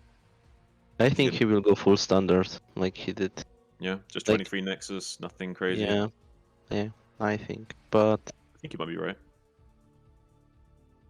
I don't think that going for the standard play every game in a series is good. No, I don't think so either. But I don't know. That's his style, I guess. I didn't see Azhi playing any series before, so and this is what he practiced the most, I think. So maybe this is the only thing he feels comfortable with. Well, I don't think he got enough practice time in to practice some of the builds he was wanting to execute against Lovesnow, and maybe he feels like because he hasn't had enough practice on executing those builds, like he's kind of like thrown that idea in the bin a little bit and not wanting to risk it. I think he probably spent a lot of time practicing his BGH build. Didn't have enough time. He definitely didn't need to practice his PGH builds, but it's a funny thought saying. He is super prepared for that BGH game, guys. Oh yeah, He is he's super prepared 100% for ready. Oh, He's Lovesnow got taking a 100 shot. builds mapped out. This can He's only taking a shot. this can only get better for that. Okay, now we've got a series. If Now Lovesnow Azhi has to drag the games. if Lovesnow starts taking shots, anything can happen, guys. This is gonna get interesting.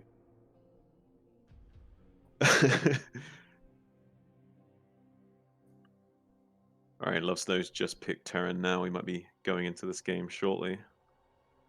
Haven't yet got a confirmation on both players being ready. Looks like we're all ready and about to go into game number 5 on Neo Silphid. This is where things could get a little bit different. I feel like Lovesnow's going to throw out like a very fast 10-10-10 like Warfix said, or the 2-fact play I think is very likely too, if he can block the scout.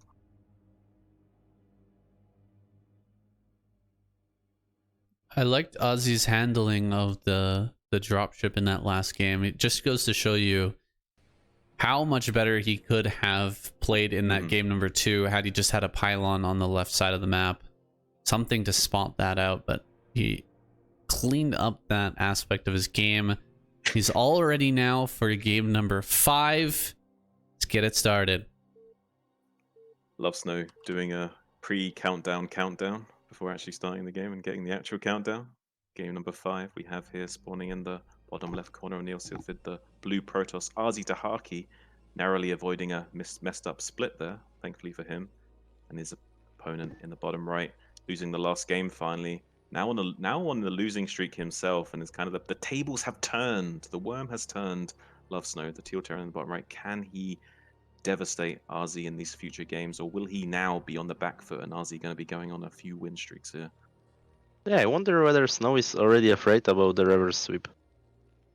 It's possible, right? And Azhi and players like Azhi are actually known to do that. Because they're such emotional players, sometimes they can get on a really heavy loss streak and lose like 10 games in a row, but then they can go on a win streak and win like 5 games in a row. It happens, right? And this is definitely something that could happen in the series. We could see a 3-3 tied up series going into BGH, which would be a bad thing for Snow because he probably might have a hard time on BGH.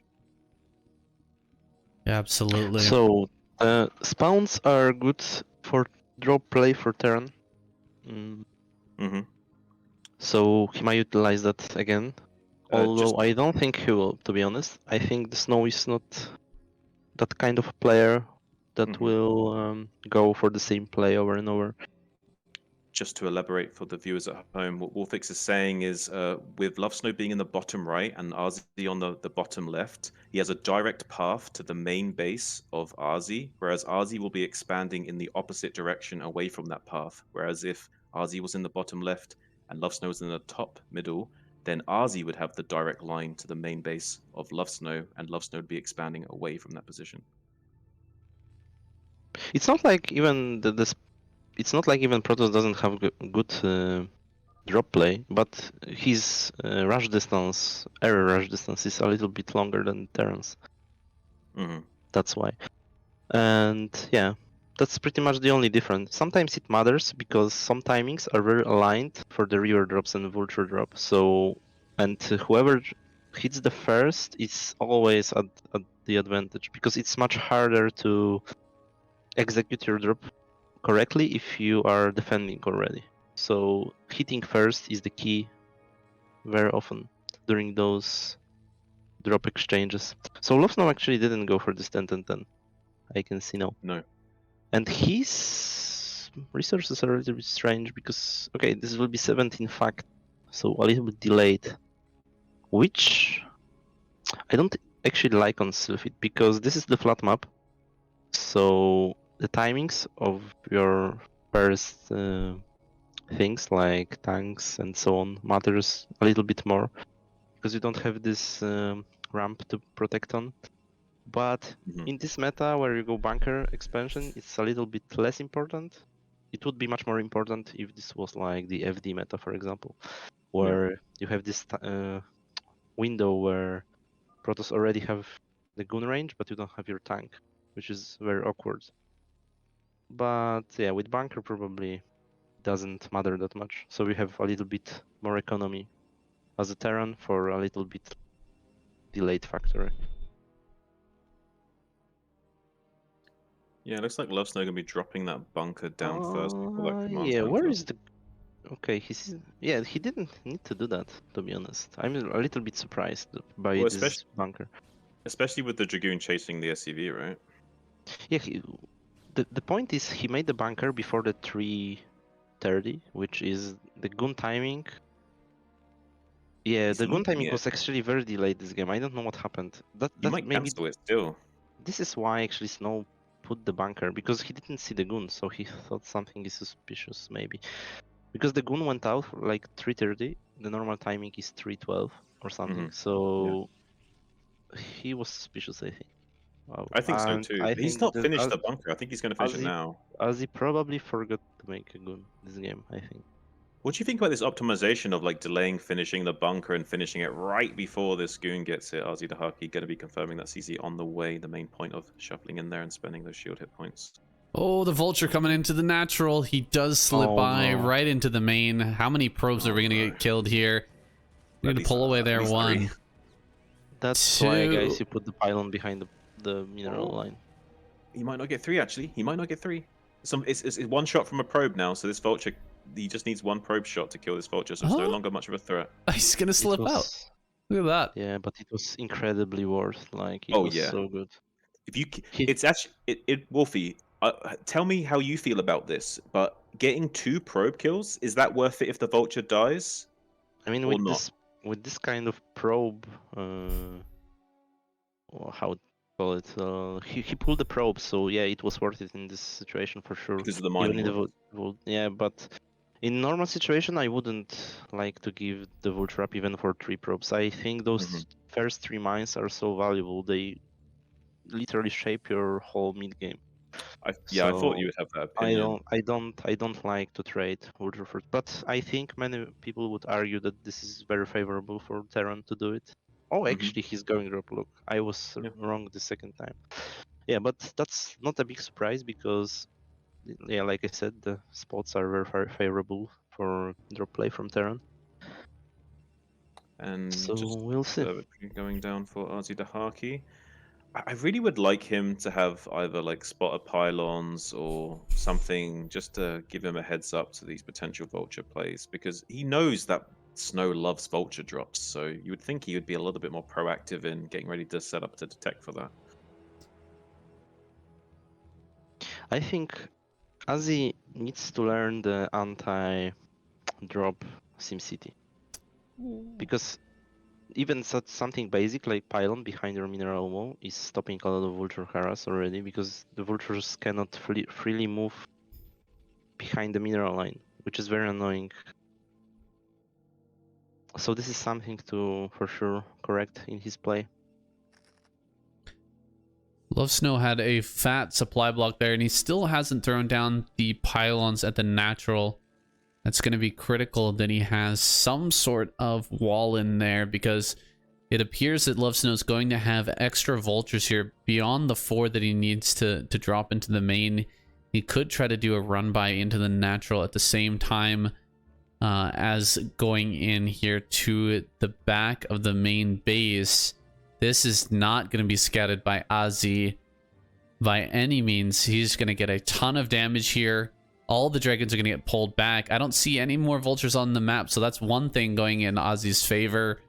But a two-pronged attack here could be deadly.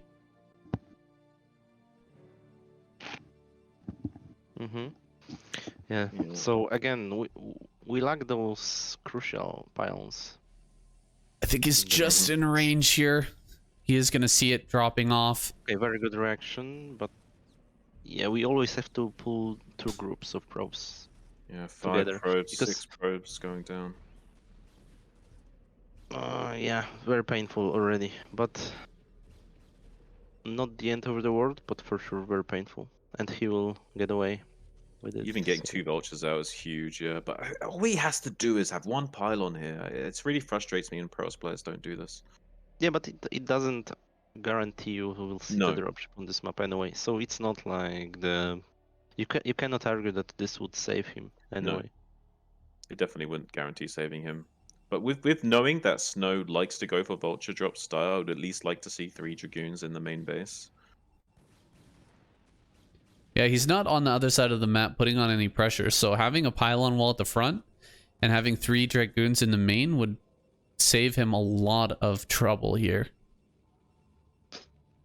It's interesting because, like, in like pro gamer houses, say like in the house that Light was in, all the Protoss players in that pro gamer house had really good anti-drop play because Light liked to do vulture drops. So it teaches those Protoss players how to have really stellar anti-vulture drop play. But what I don't understand is you see these players like Azhi play plenty of games against Lovesnow. He knows that Lovesnow has this style that he loves to go for those vulture drops. So why not adjust to that? Why not just get into the good habit of having those 3 dragoons there, pylon scout? Even if the pylon doesn't scout it, you've got the 3 dragoons as a backup. You always got these dragoons shuffling down to the 6 o'clock position. He could actually snipe this dropship off. He might actually get a dropship. Oh, here we go. There. That's huge. Nicely That's done. huge. Call the Julia. Wow. Azhi, realizing that Lovesnow is going to continue that harassment, finds a great position there and an excellent pick off. He's going to be breathing a sigh of relief after that one. And now the observer slipping into the main, confirming the rough factory count. I would have liked to see him go a little bit deeper into the main with the observer to confirm exactly what everything is going in. There's going to be 6 factories with a 3rd command center already being built, so would like to see him get a confirmation on that. Going to be currently minesweeping around the middle of the map, which is a really good thing to do. Proactively minesweeping out the map as much as possible. Keep that Terran in the dark so he doesn't know how your army is maneuvering around the map.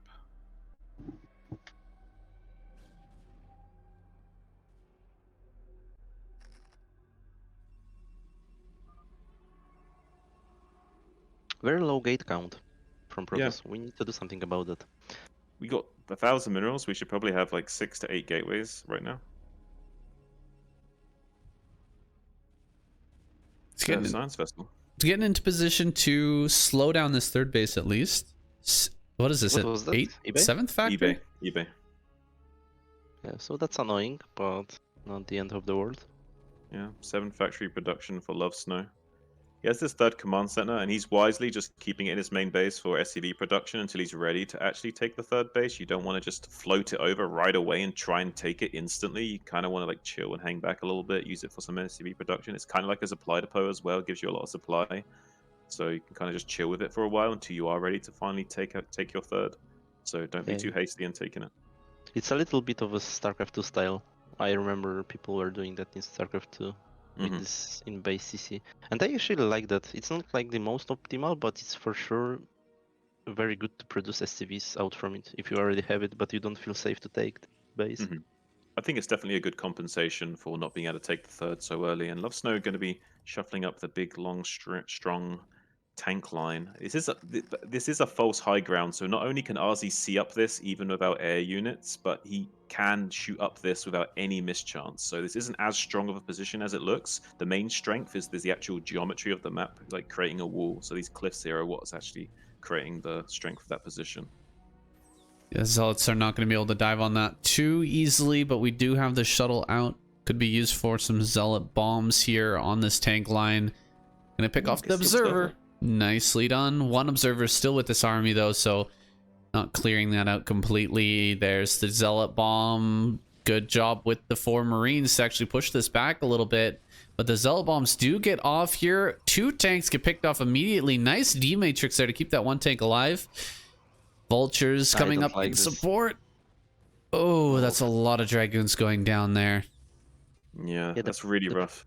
The problem was, even before the attack, Protoss was actually down the supply, so... Yeah, those gateways not kicking in very quickly at all. I mean, he blocked his own Nexus. Yeah. I think so too. Oh, this is a real shame. Drop actually was more powerful than I thought, probably.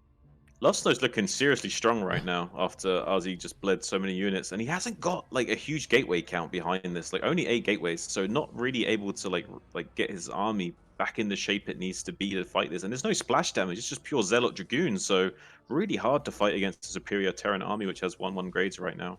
Azhi doesn't even have +1 himself. Zealot streamlining in, but there's not even any mines to drag onto the tanks. If there were mines, it would actually help Azhi out. But because there's no mines, it's actually better for Lovesnow here. Kill the 1 tank and back. Okay, we didn't get it. But... Oof, only 4 Dragoons left, and Azhi's finally spent all his money. He's got to have a pretty big queue in his gateways right now because those gates were so late. Oh man, this is a pretty good engagement from Lovesnow here with the mines right in front of those pylons here. It's going to be really hard for Azhi to move out in any sort of, you know, coordinated attack here to take down this containment. And yeah, Lovesnow just going to continue to press forward. That was a pretty good mine drag, killing off 3 extra vultures. He's going to kill his own pylons. Oh, the shuttle is completely forgotten about here. He has one. Yeah, we need it. Yeah. We need it so much. He because knows this is breakable for sure.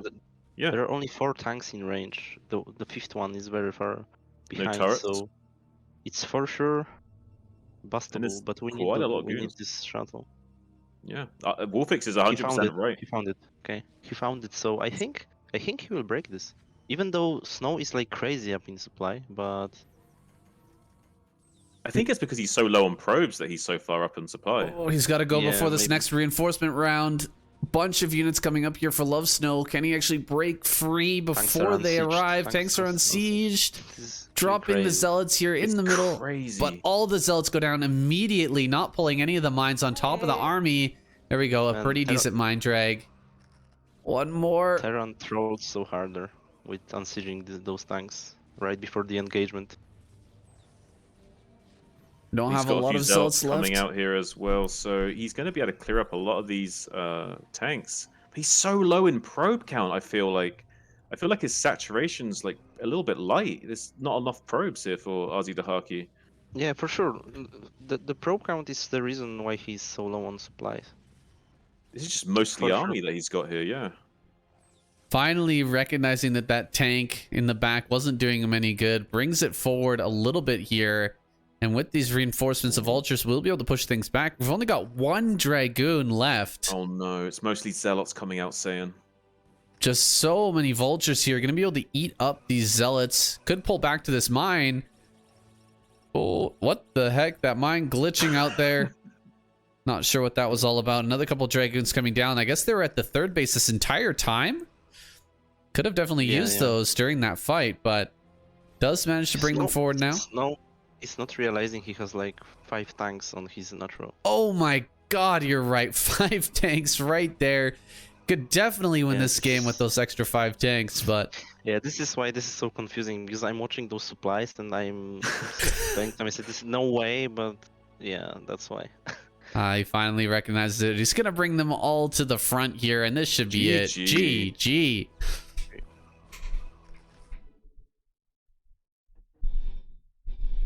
Wow, going up 4-1, Lovesnow. Really strong play. Yeah, I was kind of confused as well because there wasn't much army on the screen. I was like trying to wonder where... I thought maybe he had like 100 SCVs or something. I'm thinking, where is all his army? You know, probably what happened was Azhi was seeing Terran not expanding for so long that he completely just let go making probes. So he was doing army only, and then when Snow actually took his third and he was producing the SCVs from the third CC, he was so much ahead suddenly because of that. I think this is what happened. Yeah, I'm curious to see exactly where we were in worker counts. 70 SCVs and only 47 probes. It's a huge disparity there. Lovesnow able to get his fourth base uncontested. Azhi never able to saturate his fourth. A little bit low in probe saturation. Most of his, like, not even, like, only 8 probes mining minerals in the natural, whereas quite a lot of probes in the main base. So a little bit of mineral smoothing issues and not quite enough probes behind this, so couldn't quite get the infrastructure needed to deal with the powerhouse Terran. Is the tanks starting to pull here? Snow not quite fixing his rallies or grabbing the reinforcements accurately enough.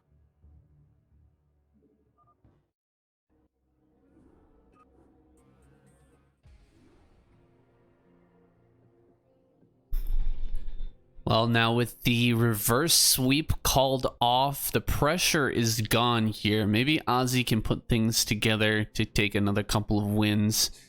We're going on to Vermeer, and then it'll be BGH for our final map. So I'm assuming he can get at least one more win here. We'll see if he can grab 2 more. That's going to put more money in his pocket. He's already at $30. Could make it 90. It's not still possible. Yeah, not going to come close to what Lovesnow's made today, but Well, I'm sure he could use that money. I feel like Azhi's got a really strong chance at winning the BGH game. So if he just needs to focus on winning this game, and then yeah, I feel like he's set up to take like $90 worth of prize money from that. But like you said, the pressure's now gone, so maybe that will loosen him up enough to actually like start to find his flow state a bit. We might see him take Lovesnow to a very strong macro game here on Vermeer. Because I feel like he is going to be using that 23 Nexus again. Hey, can you guys hear me? Yeah, hello. Hello. Nice to meet you. Nice to meet you too. Extremely cultural casting right there.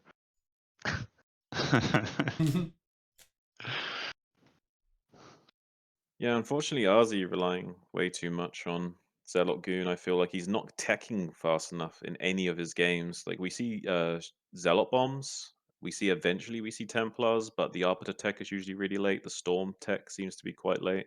He's having a hard time spending his money in that mid game phase. The fourth bases have been a little bit late too, uncharacteristically, because usually I see him able to take his fourth base at 10 minutes pretty comfortably most games. So We haven't even definitely, seen not one playing his game best of right now. Reaver yet, either. Where's the Reavers Well, at? Azhi's not very comfortable with his Reaver play. He can use them a little bit, but he's not. It's not his forte. So he's opted, I guess, to not use that in this match. Lovesnow definitely having a lot more experience against Reavers than Azhi has using Reavers. So I guess that was a factor in not using them. Well, that is a big problem here, because without the threat of Reavers, you know, Lovesnow doesn't have to produce a turret ring ever. He doesn't have to worry about those defenses. He doesn't have to set up mines in his main. And he can just focus on his pushes, so that's a big advantage. Well, that's exactly what we're seeing in these games, saying you're basically seeing Lovesnow meta Azhi. He knows exactly what he can and can't cut. And he knows that I can get away with like not having to do this early game defenses and really delay my academy because I know you're not going to do any of these other weird styles. So he's able to make those cuts and get a really big, strong economy to go really fast 5 into 6 factory. So he's able to have these really strong unit heavy timing pushes that Azhi just doesn't have enough to deal with. Yeah, I wouldn't call Reaver a really weird style, but I think you gotta mix it in a few times. Well, weird as in weird meaning different from his norm, Right. A deviation from the standard Azhi play. Absolutely. So definitely something to think about for the future. Adding in Reaver to your arsenal makes you a much more dangerous and difficult opponent. No, Reaver's a very standard way of playing. For me, the problem is that Azhi is going for the most simple style of PvT you can pretty much do, which is going for the 3-base gateway stuff, but he's just lacking the execution. And And this is pretty problematic because there is nothing simpler, I feel like, in this matchup to execute. You can do those gateway men basically try to stop those pushes or bust the Terran even, but we constantly are having like 2k in our bank. And in this game, I think he misread, so I think it wasn't fault of his execution to some extent that he didn't make probes because he just read the game wrongly. So he wanted to do something correct, but he just didn't realize the third CC is there and Terran will take the third base. But I'm wondering where are those storms, because as in his last games that I watched was going for the heavy Templar play. Like he had a lot of storms in the mid game. Yeah, he But usually does. I didn't see a single one in the series so far, but I didn't see the whole. There was one all game games. where he did get Templars out fairly reasonably fast. There was another game where he didn't get enough Templars out fast enough. But yeah, like in almost all of the games, we see an extremely late tech switch from Azhi. So he's like focusing almost exclusively on army and his economy. But because his execution's a little bit sloppy, he hasn't got the strong enough economy to back up that play, I feel like. Game 1 on Vermeer, we saw him go Templar, and then he went 2 Stargate Arbiter at a very late timing to where the push out, the 2-1 push out from Lovesnow was already well underway before we even had a single Arbiter in production. It's kind of late tech that's been hurting him. Yeah, he was doing something like that, like storms in the mid game into very late arbiters. So this would be something this is something I would expect from him, but those 2 games I watched so far, he's doing strange things. All right, looks like both players are ready. We're going to be getting into it at game number 6. Lovesnow says, all right, ladies and gentlemen, here we go. Game number 6 for all the marbles. Good luck, have fun. 5, 4, 3, 2, 1. Here we go, guys. Are you excited? I'm excited.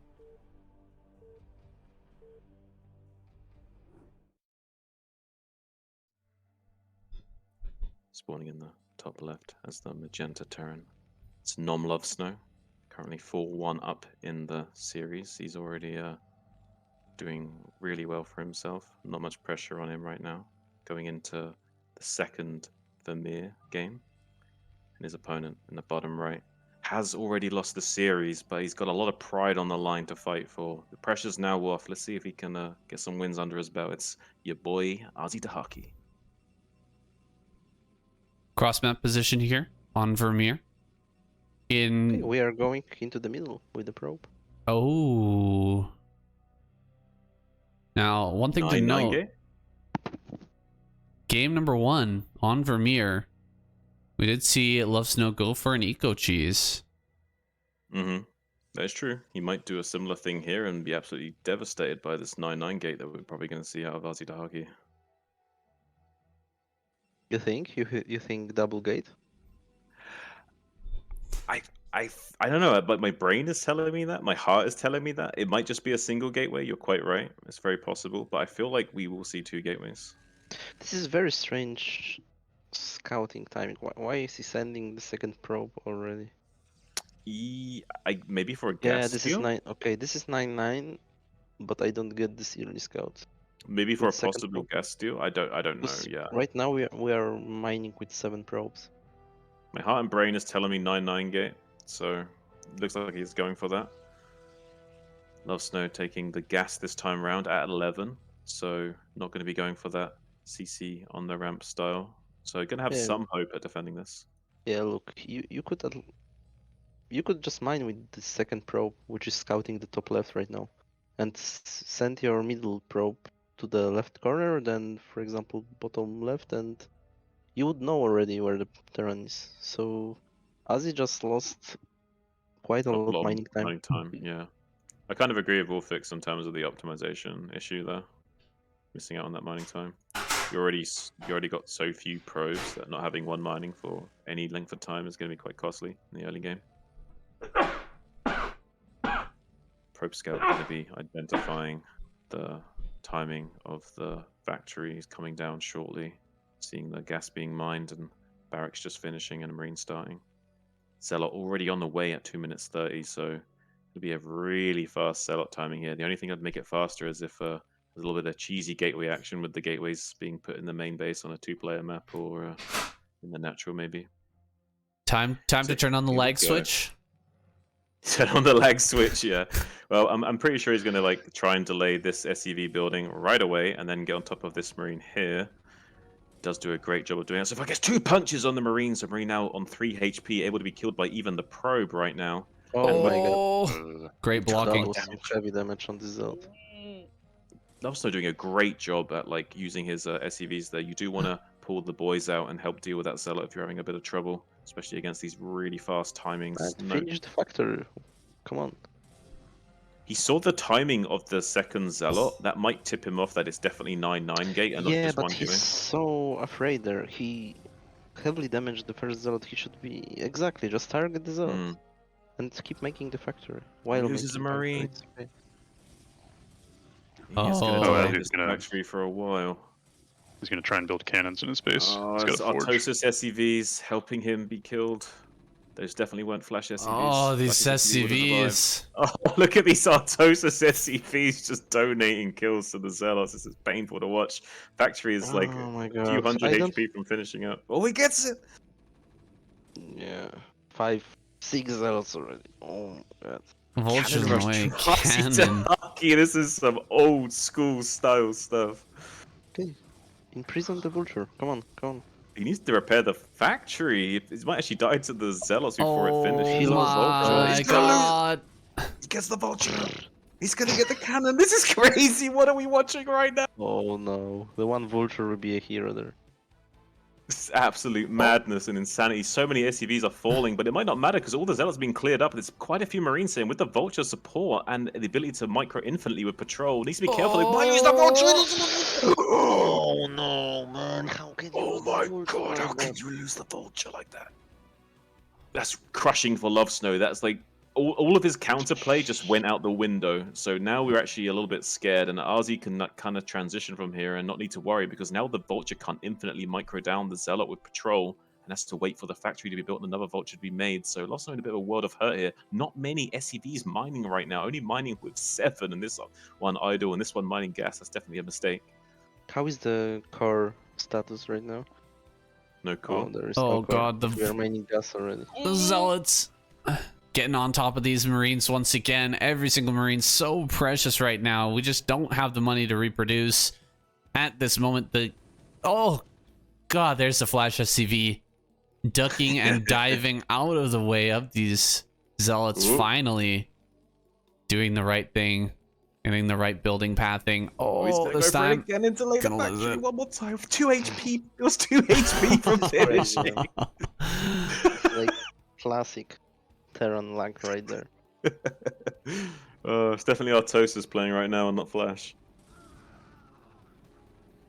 The bunker positioning is pretty good here. It's going to be very tough to dive. He gets a couple of Zealots Yeah, there for free. Yeah, just let go, make 2 goons, and just only then go in again. I was curious if he was going to send up another probe to make another cannon up here to retreat to with the Zealots and keep the pressure on here for the goons to arrive, but I'm not sure. I'm not sure if that would have been a good idea or not. Do you think he would have had enough minerals to build another cannon here, or do you think that'd not be worth it? I mean, I would for sure go goons instead of cannons Mm. after losing the first probe. I agree, Would I think take too much time. Yeah, I think it's probably the safer option, right? Rather than trying to rely on getting the cannon up, and he could just pull the SCVs to kill the cannon again. We lost all those zealots. And that's not good. We No. could have like 4 zealots plus 2 goons. It would be so much stronger right there. The Vulture is weak.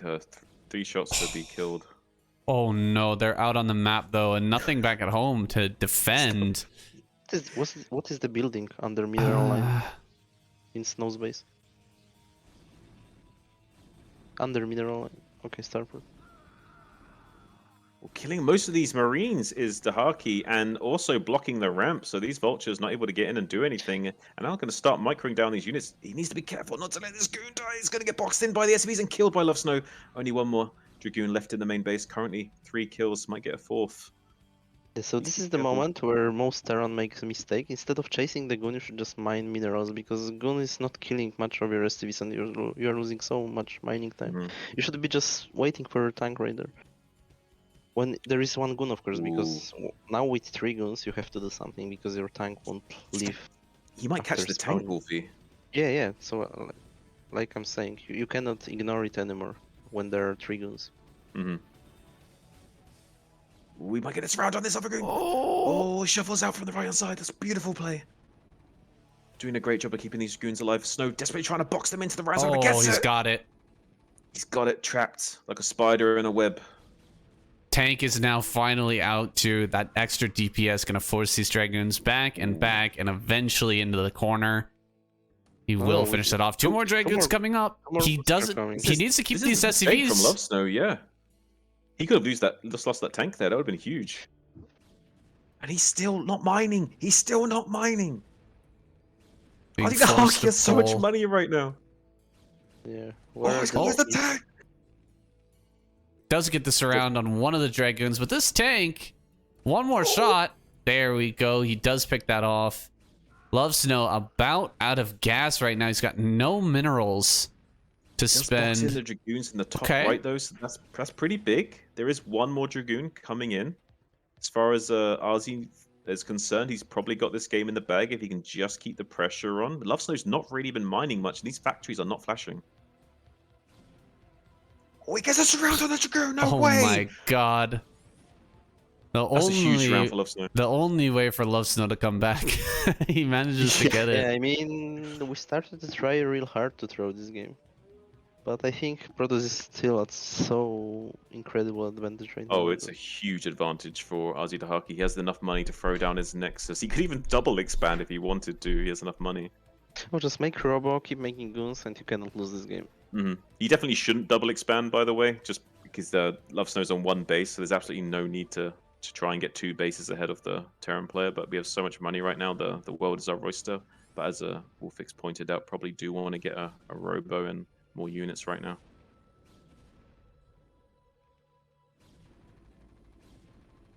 Once more with the surround is not going to net a kill, though. And 4 Dragoons here in the main against just 1 tank, 4 SCVs and a Marine. He could pounce on this tank if he was clever enough about it, but instead going to be shuffling down the ramp. I'm not sure that was the play from Azhi. I feel like we should have killed that tank there with double volley. Am I wrong there? Like, should he not have just gone for that tank, Wolfix? You can do whatever as a Protoss right now, I think. I mean, even if he lost all those 4 goals, he still wins. Coming up the ramp once the ramp again. is not even blocked properly. He's going to get on blocked. top of this tank. That's going to be game for Lovesnow, I feel. GG. Azhi Dahaki getting another win under his belt. He might have lost the series overall, but starting to kind of even things up and wants to probably get a lot of his self-esteem back and his mojo back and get some pride from taking him out on BGH2. So Snow did 2 huge mistakes this game. One was that he didn't actually send like 4 STVs to surround the factory when he was losing STVs one by one. He should be ready to lose the STV and constantly start making the factory again until it's done. You cannot send 1 STV and hope you will finish it. No. You have to send 4, surround it, and accept you will lose STVs while finishing the factory. And then, of course, losing the vulture was like critical mistake in this game because he could won just by having this vulture. And yeah, just from patrol microing down the zealots. Yeah. He would have had to retreat all the way back to the gateways at least, right? Like that one vulture would have been a nightmare. In this situation, you do whatever you want as Terran. Assuming you have good enough micro to fight those zealots, you can go kill pylon in the middle with marines plus vulture. And the game is over after that. I mean, the Protoss has no tech, no expo. You probably cannot win immediately, but you can get your expansion up and, you know, transition to standard play with huge advantage. Do you feel like Azhi's gonna absolutely devastate Lovesnow on BGH, or do you feel like Lovesnow has a chance here? Are we playing BGH? The final game is BGH. Oh, okay. I don't know, man. Well, I Azhi's mean, definitely more experienced, right? He plays a lot of BGH. I think it's really going to depend on what the spawns are, honestly. is Yeah. is making another Um, CC just to make STVs a thing on BGH? because He's Azhi's going not to play allowed to Zerg. play. Yeah, he's not playing Protoss to kind of like compensate for Yeah, his proficiency. Really? Yeah, yeah, he's playing as Zerg instead of Protoss. yeah. Protoss is just too sick on BGH. But It's why? really hard for Terran to win. Why? I think the main problem is that it's super easy for Protoss to be really safe in the early game and still pile a ton of pressure on the Terran at the start. I mean, you But can do all kinds of dirty stuff like really, I think, I mean, in the early game, the more spawns there are, they benefit Terran more because there is, well, you are less likely to get scouted on the first try, which is because the worst map for Terran in the early game are two players map. So I don't know. yeah, that's true. But I mean, it doesn't take that long, even on an 8-player map, to find somebody. And like, I mean, you can do. I I mean, don't you can know. do like cannon rushes, zealot rushes. To be You honest, can hide like I'm not DTs and stuff. I'm not buying it. To be honest, Well, if you want to play some I would have 1v1s, to we try. can. Yeah, we can sure. It's pretty I rough for Terran, I think.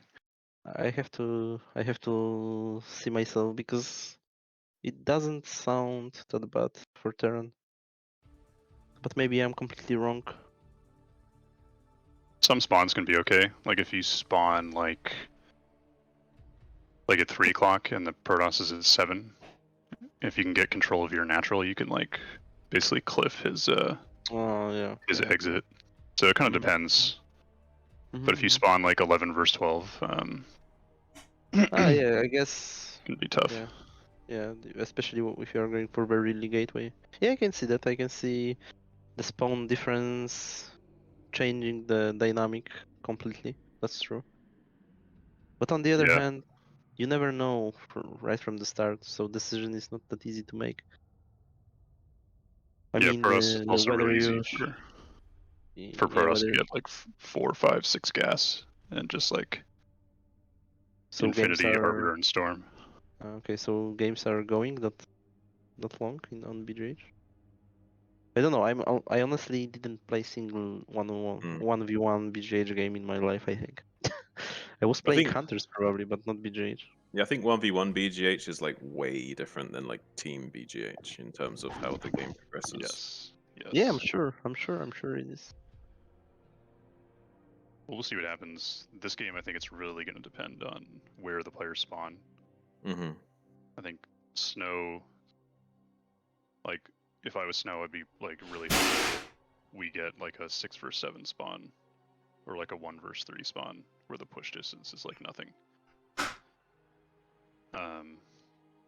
So is the issue if Snow's too far away, Azhi can kind of get away with like getting way too strong with an economy and infrastructure early on, and like there's no way of punishing that. Yeah, I think honestly, even like I think it just becomes like an even game if Azhi gets a good spawn. I think there's certain like spawn combinations where I think Azzy's just dead if Snow does like a good push. Like with tanks, it's really hard for Zerg to stop because they just don't have any cushion to like retreat until they can get tech. Yeah, it's. I mean, the 11 and 12 spawns seem like the most unbalanced if the two players are spawning on them. Alright, we're going into the game right now. Game number 7 on BGH. Let's see where we're spawning. Lovesnow in the bottom right position as the magenta Terran, and his opponent in the like kind of like let's say half 9 position. It's Azhi Dahaki as the blue Zerg. So, what's your predictions? Do you think Azhi's going to run away with this game, or do you think Lovesnow is going to surprise us? And I mean, I think Lovesnow will win this game. yeah, you think so? Just I'm not sure at what level is the Azhi's Zerg, but It's definitely the weakest of the three when he Snow will runs. just play standard, right? And just win. I don't know. I'm not seeing it. I'm not seeing this BGH being that much of an advantage. But maybe I'm completely wrong. But I have to be Hmm. proven first. Well, they are kind of opposite ends of the map, so the rush distance is reasonable. I'm not sure if Terran has much pressure they can apply to the Zerg early or not with these rush distances. It's still a fair distance to walk, but it's not too bad. It is kind of effectively cross-map distances. Yeah. So Terran will get walled off, which is very good. I think. Oh, actually, wait. Aren't the link going between the racks and the terrain there on this spawn? No, so you can put another depot underneath that one, and then you put the barracks Ah, like okay. So flushing this into way. the Yeah, yeah. Okay. water, That and makes. it's tight to like yeah. Okay. Oh, he knows that. Good. Azhi Dahaki has the tutorials for BGH on his YouTube channel if anyone wants to check it out. Definitely can help you to learn how to play some 3v3. I don't think he has any for 1v1 though. This is probably going to play out a lot different.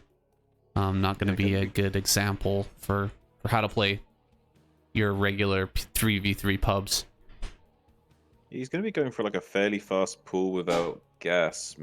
It's interesting. I don't actually know how you're supposed to play in 1v1 BGH as Zerg, so I'm really curious to see like what he's got figured out and how he navigates this, and if Lovesnow's also himself prepared, throwing down the second barracks. Is Lovesnow currently going to be going for a bit of early two racks kind of early academy aggression? We put some pressure on Azhi Dahaki since he isn't able to sunken up very appropriately with his current position. I think Azhi was simply afraid that Lovesnow will try to get his revenge with BBS or something. It's very That's possible. cool. Yeah, I think you might be right. Actually, you wanted to be safe against the 8 racks or BBS kind of stuff. Because to be honest, what Azhi played there is completely dogshit in ZVT because he went 12 pool, right? It was 12 pool or It was think it was an overpool. 11. It was like overpool or 10 pool or something weird.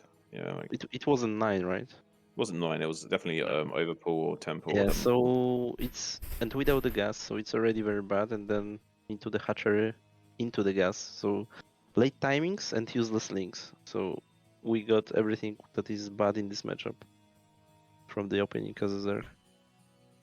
Lovesnow going up to 3 barracks with the Terran Academy. I keep saying factories because I'm like, we've had so many TVPs that now that it's TVZ, it's kind of frying my brain a little bit. Yeah, so I actually think that on the BGH the play is to just go wall into the fucking CC as a turn.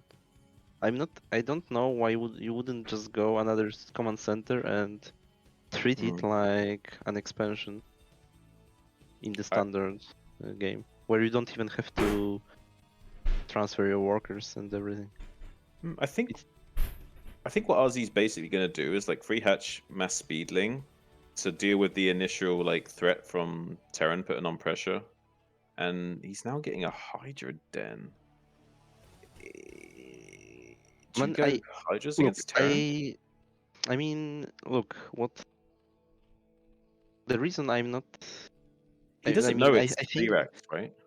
No, I think he doesn't. BGH is not that different from the normal game because it's not like fastest that you have more minerals. Actually, your mineral count is even a little bit lower in the BGH at the beginning because the mineral patches are so unoptimized compared to the new maps. So your economy is not better because it's BGH. You don't have more workers because it's BGH. You just have your main is running for the entire game, but it doesn't mean you have more resources. So I'm not buying that this map is better for 1v1 in certain matchups.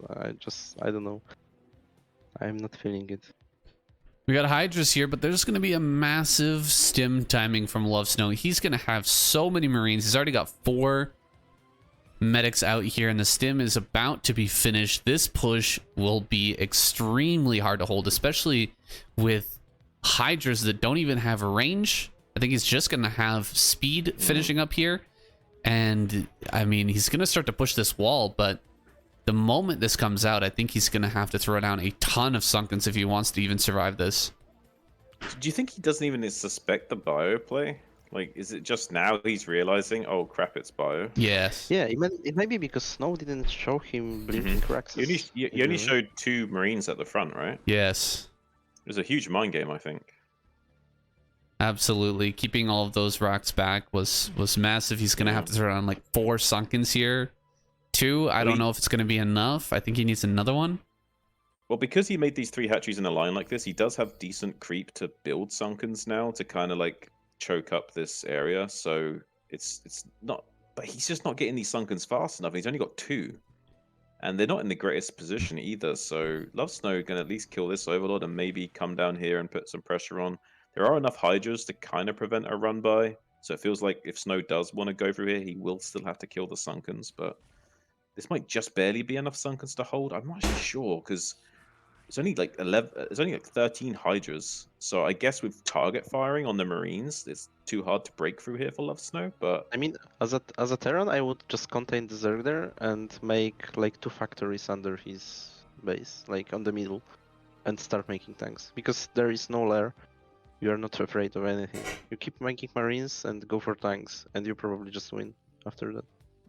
That's a good plan, actually, building the factories in the middle, but he is going to build them over in his main. That means the distance to bring the tanks to the fight is going to be a little bit longer. Maybe that buys Azhi enough time to actually get a solid defense together here. Will he be going for a Spire? I don't think so. We don't have the second gas taken just yet. Maybe a Lurker play? What is he going to do with this layer? I feel like it has to be Lurker play. Yeah, the lack of Lurker. second geyser is a little bit suspicious from the Zerg. I would really like to start gathering gas as Zerg against Terran as soon as possible. Yeah, we're not taking advantage of the second gas at all. It's really a problem, I think. He's stimming up. Is he actually going to try and break this? He might, yeah. Medics were going first. my What you God. want to do? The Oh. tank shots and I the don't Sunkens, think this is a good idea.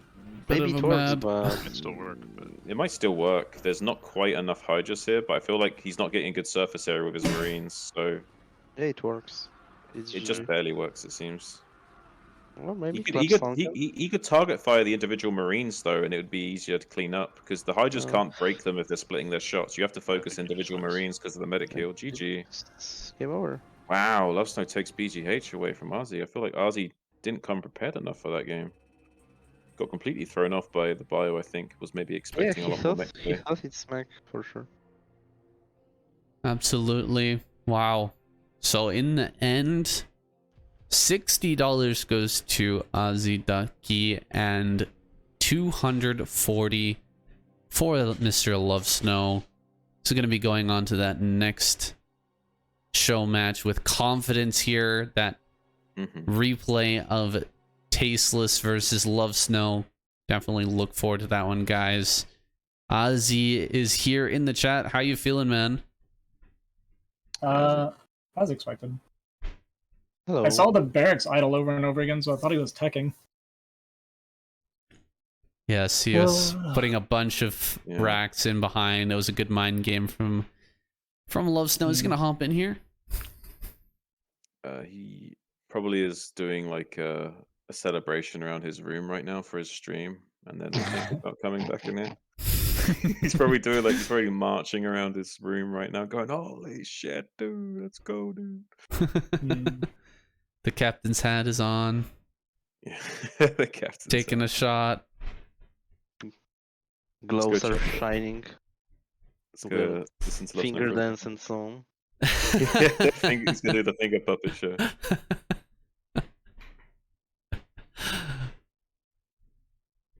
What a series, boys! He says. There he is. Greetings, gentlemen. Hello.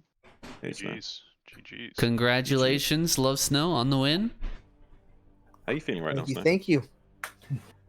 Feeling pretty good, man. feeling pretty good. 5-2. Surprising win there at the end. Your plan was to hide the barracks to make it look like you were going mech. Yeah, I didn't make Marines out of the barracks after the wall while You he only was showed out, two while he was Marines at the watching. wall. Very good, sneaky stuff. Very sneaky. I almost thought like Azhi would have the BJH game in the bag. Definitely a surprise. Not today. I really didn't know what the fuck to do on BGH, and I was like, well, he's probably gonna think I'm gonna go mech, so I'm gonna go bio. That's literally what my only thought process. I thought you were gonna go bio, and then the barracks was idle like the whole time, so I thought it was mech, so I didn't bother flying my overlord in. Yeah, it was very, Sneaky win. So very what good was fake. so what was going through your mind after the game number 1, Azhi? Like, talk me through what was your mind like right then? I mean, you should know it's pretty much what you'd expect. So here's the thing about it. I don't want to talk too much about my mental state here because I don't want to take away from Snow. Like I was saying that kind of going in that even before today that I didn't want to talk about it too much. Okay, Yeah. that's fair enough. Well, you did take a few games tonight, and it was really nice to see you kind of pull back from that like early tilting games that you had to suffer through initially. So it was nice to see you get some wins under your belt. Well, I was never tilted. I never felt tilt today. I just was really unfocused all day. Yeah. Yeah. No one from the Snow chat came in tell you are tilted? Not really. No, it was mentioned a couple of times. Like my chat was telling me to untilt, but it wasn't a tilt problem. I'm sure there wasn't a little bit of tilt in there somewhere, Azhi. It's okay if there was. I honestly wasn't tilted. Okay. Lovesnow, you mixed in a lot of drop play in that series. I was really liking it. Kind of different from your tasteless versus tasteless series. Are you gonna throw some drop play in on that next matchup? Yeah, I mean, I had no idea how Tasteless plays, so I wasn't sure. So I played really just kind of standard against him. Mm-hmm. So it was. I should have mixed in more drop play, honestly, but I didn't. Yeah. Seemed really strong. You did quite a bit of damage each game, and you even got your vultures out a couple times. So it seemed good. Yeah, I consider my drop play pretty good. I like to go drops usually a lot in TVP, especially lately. Yeah, I would say it's one of the builds I see you pull out a lot, besides maybe like the 5 factory or 6 factory style. What did you guys think about CC first on game 1? It was really interesting. I didn't expect it. Did you do it just because you had that position, or were you going to do it regardless of what position you got? I practiced all 4 spawns. You could do it on all 4. Okay. It was either Depot and CC or Rax and CC, but all 4 of them walled Zealot type. You know what's funny about that?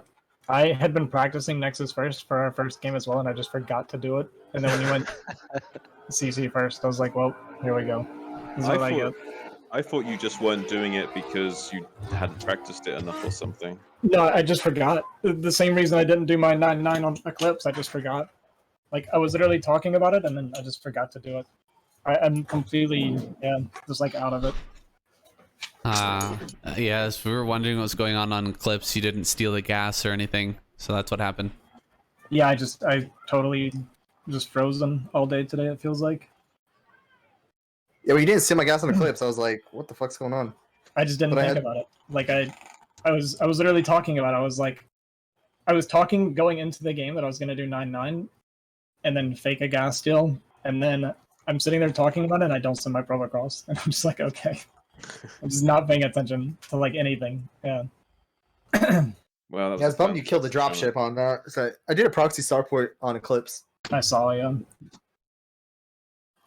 We also got Ebolin in here, who is currently sponsoring the event. One of the man of the hours, I would say, besides Lovesnow from winning the series.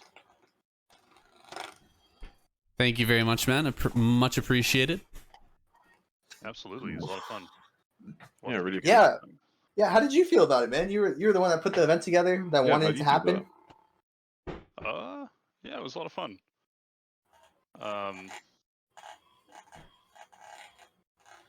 Yeah, I think maybe when we do this again, we can skip the BGH game. Why? Yeah. It was the most interesting to me. I was looking forward to it. I particularly enjoyed the Zealot Cannon Rush in Game 6. That gave me some strong BGH team game vibes. Oh, dude, I literally like going into that game. I was like, he doesn't ever make Zealot, so I didn't even fucking build my depot in like the SimCity location. I built it above my minerals, and then he was Cancel the double marine. Zealot. Yeah, and I canceled my marine to make the factory faster. Because he ran away the probes. So I was like, oh, I guess he's going home. All right, let's just get a factory faster. And then, dude, honestly, I think I could have won that game if I just didn't fucking lose the factory. I can't believe the factory yeah. died. Oh, That was a man. troll. I just want you to know, I was floating 1200 at one point while doing a 9-9. Yeah. Yeah. I was floating every single game today. I mean, I floated up to almost 3K on our game on Neo Sylphid. I couldn't even set my rallies. It was just so much shit going on. I had to micro my units like crazy. You had like 5-6 tanks just chilling on your CC. I know, dude. Yeah. That was the story of game 4 on Eclipse when I went for the push. I had one bad rally point. I was wondering why I was so late on vultures, and you did like 2 rounds of zealots, and I had 6 vultures fucking sitting in my natural. I was like, fucking shit, man. If I had those vultures, I could have probably held that push. Should have won. I also feel like on Eclipse he could have killed you sooner because at one point you had like 1 siege tank and not much else, and yeah, you were kind of Yeah, I was a little nervous he was gonna go for the bus. I You had, like like, put a 4 bunch of 9s. Yeah, you went like 4 machine shops, which is kind of crazy, but at the same time good because you need to get your tank count back up as soon as possible, and you were floating a lot of gas, so I think it was quite good. Yeah, that was just because I had so much gas. I was just like, well, Yeah. I gotta fucking use it. Yeah, sometimes you need to make those adjustments depending on what your situation is. So how you feeling, Lovesnow? Feeling really pumped after that one? A little tired, honestly. Fuck. Are you using a massage gun on yourself right now? What's that? I am, yeah. Are you like all tense from those games, Lovesnow? My back was hurting, man. Fuck, I had to That's, fucking carry Lovesnow today. I mean, yeah, you didn't even like throw many games, you know, you're like really like playing as hard as you could. You're gonna work out all those nuts. I braid back. Feels pretty good. Spicy just entered the chat. This is Lovesnow's dear brother, Howdy. older brother. Hey, Spicy, were you watching the games? I was not. I just got home. Ah, you missed it, man. You missed your brother taking home the bacon. Oh, he took home the bacon finally? Yeah. Took home the bacon. I'll He's take a using slap. He's using the massage gun on his sore muscles after working out. Congratulations, brother. Well done. The big 240, baby. Woo! 140 of that will go to you, of course. I was like, yep, taxes. Taxes. Just the big brother taxes, boys. In Oh, yeah, return, speaking of which, it's protection. DM me your guys' payment. Do you do details. Zell, Eba? Eba? Do you do Venmo? I don't have Zelle. I guess I could probably. Zell figure Zell that out. just takes no cut. That's why I like Zell. Oh, Venmo takes a cut. Venmo, PayPal, they all take a cut. It's like a 2%, 3%, something like that. I think maybe even more. Yeah. I currently do Zelle, but Zell's through usually through our bank. Like if you have Chase or Bank of America, it's usually through their app. You can get it. all right, let me figure that out. And I'll get Sweet. Back to you. All right, who's gonna continue streaming? I'll keep streaming. It's early. It's only 3:50. Okay. I'm probably streaming. I'm gonna make this into a YouTube video, but I don't know how because I was kicked out of the game. Something I need to Well, fix. My internet connection. God damn. You can download the VOD from Zun. You Yeah. can cast over it or something. No, I'll hopefully our voice is recorded as well on it, and Oh, that'll perfect. be good. We get Was enough. Wolfix casting? I didn't even know little Wolfix bit, was in here. Yeah, he came in. He slipped in for a bit Game of casting 4, I midway think through. he started. He came in eventually. So yeah, you'll know what you did wrong when you watch the video. Wolfix will tell you. I feel like I played very different than I usually do this series. 'Cause I know Ozzy knows me. I wanted to be very, very different. That's why I opened CC first game 1, dude. I was like, if I open CC first, he's never gonna fucking expect this. But I didn't do it in the low ground just in case he went Zealot first or Scout me first, and the probe is gonna be fucking annoying. Problem is, I get in my own head. At first, I was thinking you would go CC first, which is why it's one of the reasons I wanted to go Nexus first. There was a couple of things I had in my head scenario-wise. And then I thought, you might BBS or something, because I do die to BBS a lot as well. So then I was like, yeah, I thought about it for a while, and I was thinking I would just go and do the 12 Nexus, and then, like I said, it just slipped my mind. Which, Dude, I was gonna BBS in game 6 on Vermeer. I literally was about to send the SCV, and I just decided not to. It would have been hilarious, like fucking we're building BBS and you're building double gateway, and then we see each other. it crossed my mind when I was going in. I was like, there is a chance that I'm gonna run into a barracks in mid here. Okay, so I just checked the VOD quality. It's actually pretty decent. All right. I'll probably throw that up. It's like 3 gig though. Yeah, it is what it is. How do you want me to get that to you? I'll probably just download it. Yeah, he can download it from Twitch. No, he can't. I'm not affiliate, so he can't. I I have to send him the manual Oh, recording. then he has to you have to download it then and then send it to him.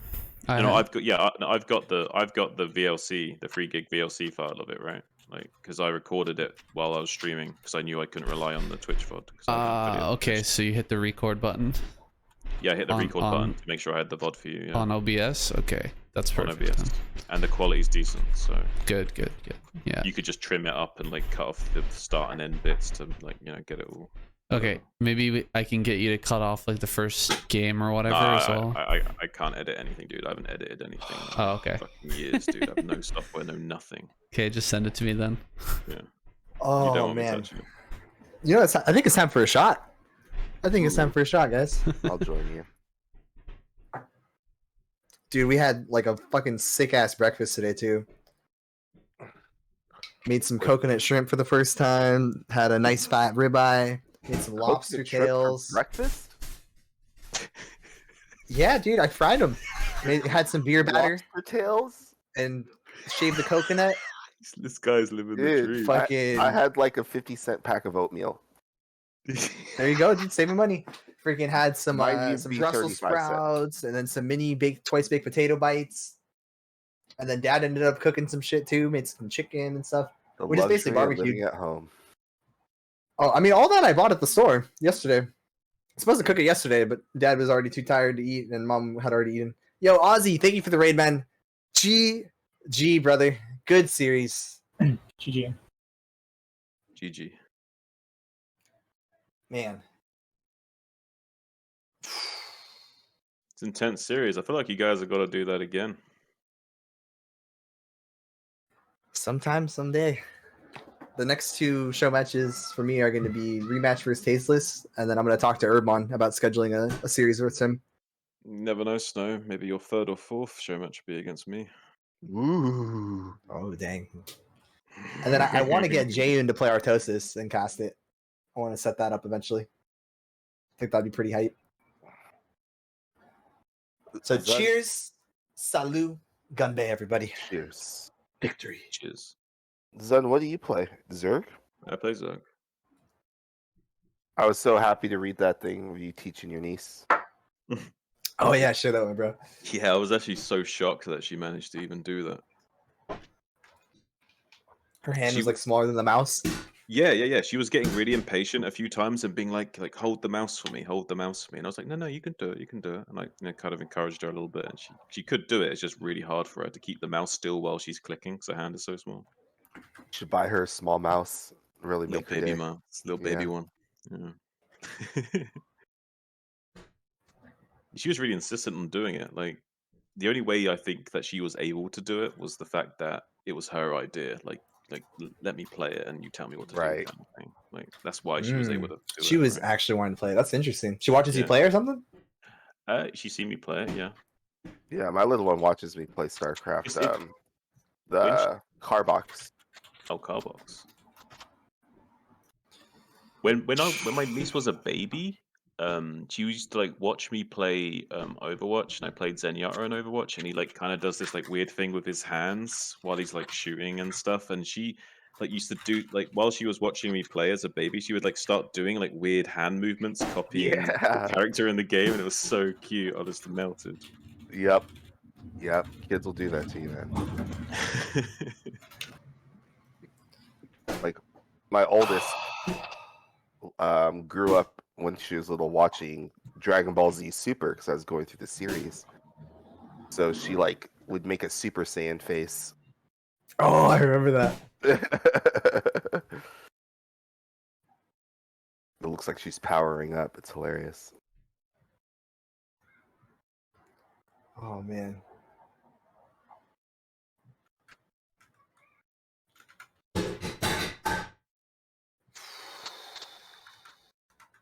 Dang, we're actually a little mentally exhausted after that series. It's trying really hard. All right, 3v3 BGH with everyone here. She. I'd play. It's a shame I don't have any alcohol in the house, so we could do some drunk craft. Oh yeah, I don't think you guys heard about it, but when I play Irby, we want to do shots in between games. Definitely do that. He likes to drink too, so it'll be like a drunk show match. Yeah, drunk Sounds craft amazing. show. They have That's what we drunken need to boxing do. and drunken Starcraft. Yeah, drunken Imagine. boxing fight nights. That's what we should do, man. It's such a cool theme. I'd love to get better at chess too. I've been practicing a little bit. I started playing my No. or not my Spanish teacher, but he's the Spanish teacher at the school, and our kiddos are in this class right now. And great guy, Yeah. dude. We played a chess match on Friday after school, and we played no time clock. Right, our match lasted an hour and 20 minutes to be exact. It was fucking epic. We started off saying like, "Oh, let's have a best of 3," and we were just chatting and whatnot, and then it got really serious, like super intense. Like he's a CIF champion as well, 2-time in soccer in high school, and then he played Division 1 at CSUN soccer for his freshman year. So like we both have like, you could feel it, bro. That competitive energy was yeah. there, dude. Like super there. Like we were both so like focused and just like literally the second the match started, it was silent for like an hour. Like literally just a couple times like or or like just very little minute details. Just zoned in. I'd be down to play some chess. I've been practicing with my nephew. Just started in the chess club at school and stuff.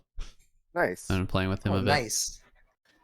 Yeah, me and my brother I'm get noob, dude. down I'm new. every now and I'm like fucking just learning basic openers at this point for black and white. Yeah, that's, And I'm less that's than that. It's perfect. okay. Everyone's got to start somewhere, Snow. That's where Right. I'm at too. Yo, China White 456. Thank you for the follow, brother. Much appreciated. Oh man. I'm more of a bones player myself. Bones play. Domino. Damn. That was so intense, man. Having to like being so much multitask with the dropships. Like I'm literally tired right now. Like 'cause I play dropships so often that series. You did pretty good, man. I mean, like especially with how you got the not only did you get the dropship out a lot, but you got the vultures out sometimes with the dropship as well. Like that's pretty high level play. That's good. Yeah, I got to work on my my paths when I run out or paths when I run in based on his reaction. That's something I have to think about, like where he's going to place his goons next and try to mind game it and pick a different direction. Right. One thing you could What? also work on is sending out your next round of vultures to the natural, and then when you hit that drop, like running into the natural at the same time, because that's like a massive opportunity for kills. Like That's a the good double point. drop. Like I know I typically drop in the natural and in the main, but I see what you're saying. Like on the map like on Neil Silphid, for instance, that was an Exactly. opportunity to do that where I was dropping the back of the main and he's pulling the goons. Dude, I can't believe he just GG'd out game 2 when I dropped him. That was crazy. You ever like fake drop? Empty drop ship? Fly into the main and then I've- run into the I've natural. sacked the dropship for information, so I don't have to build an academy. I've done that before. Just like go scout his base, like a free scan on his whole base, and then it dies because it gets killed. But I've done that. I did something a little crazy. What map was it? I forgot I think it was on Eclipse when I did the proxy starport. I sent my Marines from the bunker to draw his attention at the front because the Marines were shooting. So I thought maybe he would think, oh, like he sent the Marines a little bit in front of the tanks and vultures that are coming to try to keep his goons up the front. I'll be honest with you, Jasmine. when you did that, that's when I knew I was getting dropped because you've done that like 4 times to me now. So like when I saw the Marines with my observer coming, I was like, oh, he's dropping me. Oh, the observer already had seen it. Okay, I thought you didn't notice it until like I started shooting your goons. Yeah, I also feel like you're really like not going into his base with your observer enough in those series as well. I mean, yeah, you know. What's good, gents? Bloody hell. Damn. So I'm going to, and I said this before the match, so this is not me being tilted, but I'm going to take at least a week off of StarCraft here. I'm just not playing anymore for a while. I know that's not because I know that's not because you're tilted, Azhi. Yeah, it's not because Just a little burnt out, so that yeah, it would... it's more than I mean, reasonable with what you're going. You've been through. practicing a lot, I would assume. I know Zun and Wolfix and all of them have been helping you out a little bit. I actually didn't practice as much as you might think. Ooh, he's a natural, ladies and gentlemen. No, definitely not. I got fucking Quark, Hawk, and Jaehoon to help me out a little bit, and I did nothing that they taught me. In this series. What sort of Besides things were they telling you? Just rock, paper, scissors, seeing certain things, like reacting certain ways. But none of the games were really standard. The game I was going to finally play standard was that Vermeer game on 6. And then Neo Sylphid, I actually did incorporate some of the stuff that Quark taught me. Like, there was no pressure, so I just kept making vultures, and I made it starport really early, even though I had no intention of going to dropship. Yeah. But I was like, well, there's no pressure. I might as well make the dropship. I have mines on the map, and end up doing some good damage. So that was, I guess, one game where I did incorporate what Quark taught me, but they also taught me to just be faster, like with my pushes. Like, stop fucking lagging. Like, you're about to be max, like just start going, dude. Like, don't fucking wait for max and hockey your army. Like, start hockeying your army ahead of time and just start moving quick. Like, the less time you give Protoss, the better, because they just start racking up the minerals and start getting that big banks. But yeah, I think dude, I liked how you played that series, Snow. Like, your execution was really on point. Like just because Azhi was like not in his best form, it doesn't take anything away from how you played. You played pretty fucking. That's what I said on my most stream games. too. Like when I was talking about like my mental and emotional state on stream, I did mention that too, where I was like, this has nothing to do with me losing. By the way, like I've always felt like Snow is a better player anyway. So like, mostly I was disappointed in my inability to perform and like put on a better show for everybody. Like that's a big part of what had me feeling kind of crappy. That's how I felt yesterday, man. I had a really rough day at work, lost the big show match game for chess, and then came home and didn't even get to cook dinner. I didn't even eat. I had like a couple shrimp and that's it. Went to bed. Yeah. I was pretty disappointed with the day. And I played my CPL match for my third, fourth place match, and I fucking absolutely played atrocious. It was ridiculous.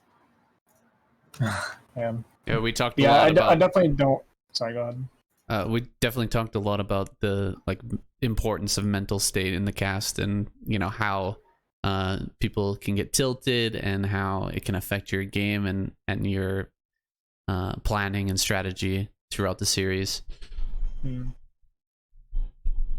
I was surprised you weren't better prepared for dropship since I showed it so many times. Yeah. I was like even thinking about not doing it a couple times. I was like, well, I've already done it like 2 times. He's probably gonna be ready this time around. Yeah, I mean, I don't want to make any more excuses, but I'll just say it when I get to where I'm feeling a bit better. I do want to run him back again, for sure, because I feel like not necessarily that I would beat you next time, but I definitely believe I can do much better and put on a better show for everybody.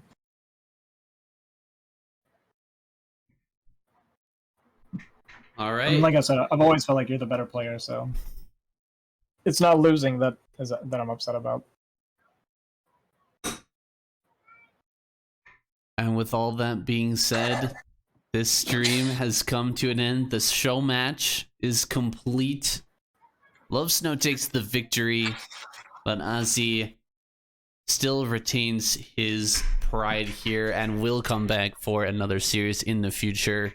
Thank you so much, everybody who joined in. Thank you to Wolfix, and of course, Lovesnow and Azhi. Eballin, really appreciate you, man, for setting this up and funding it. And even Spicy Yum Yum, thanks to you, man, for for coming in and supporting your brother. Thanks And for being his brother.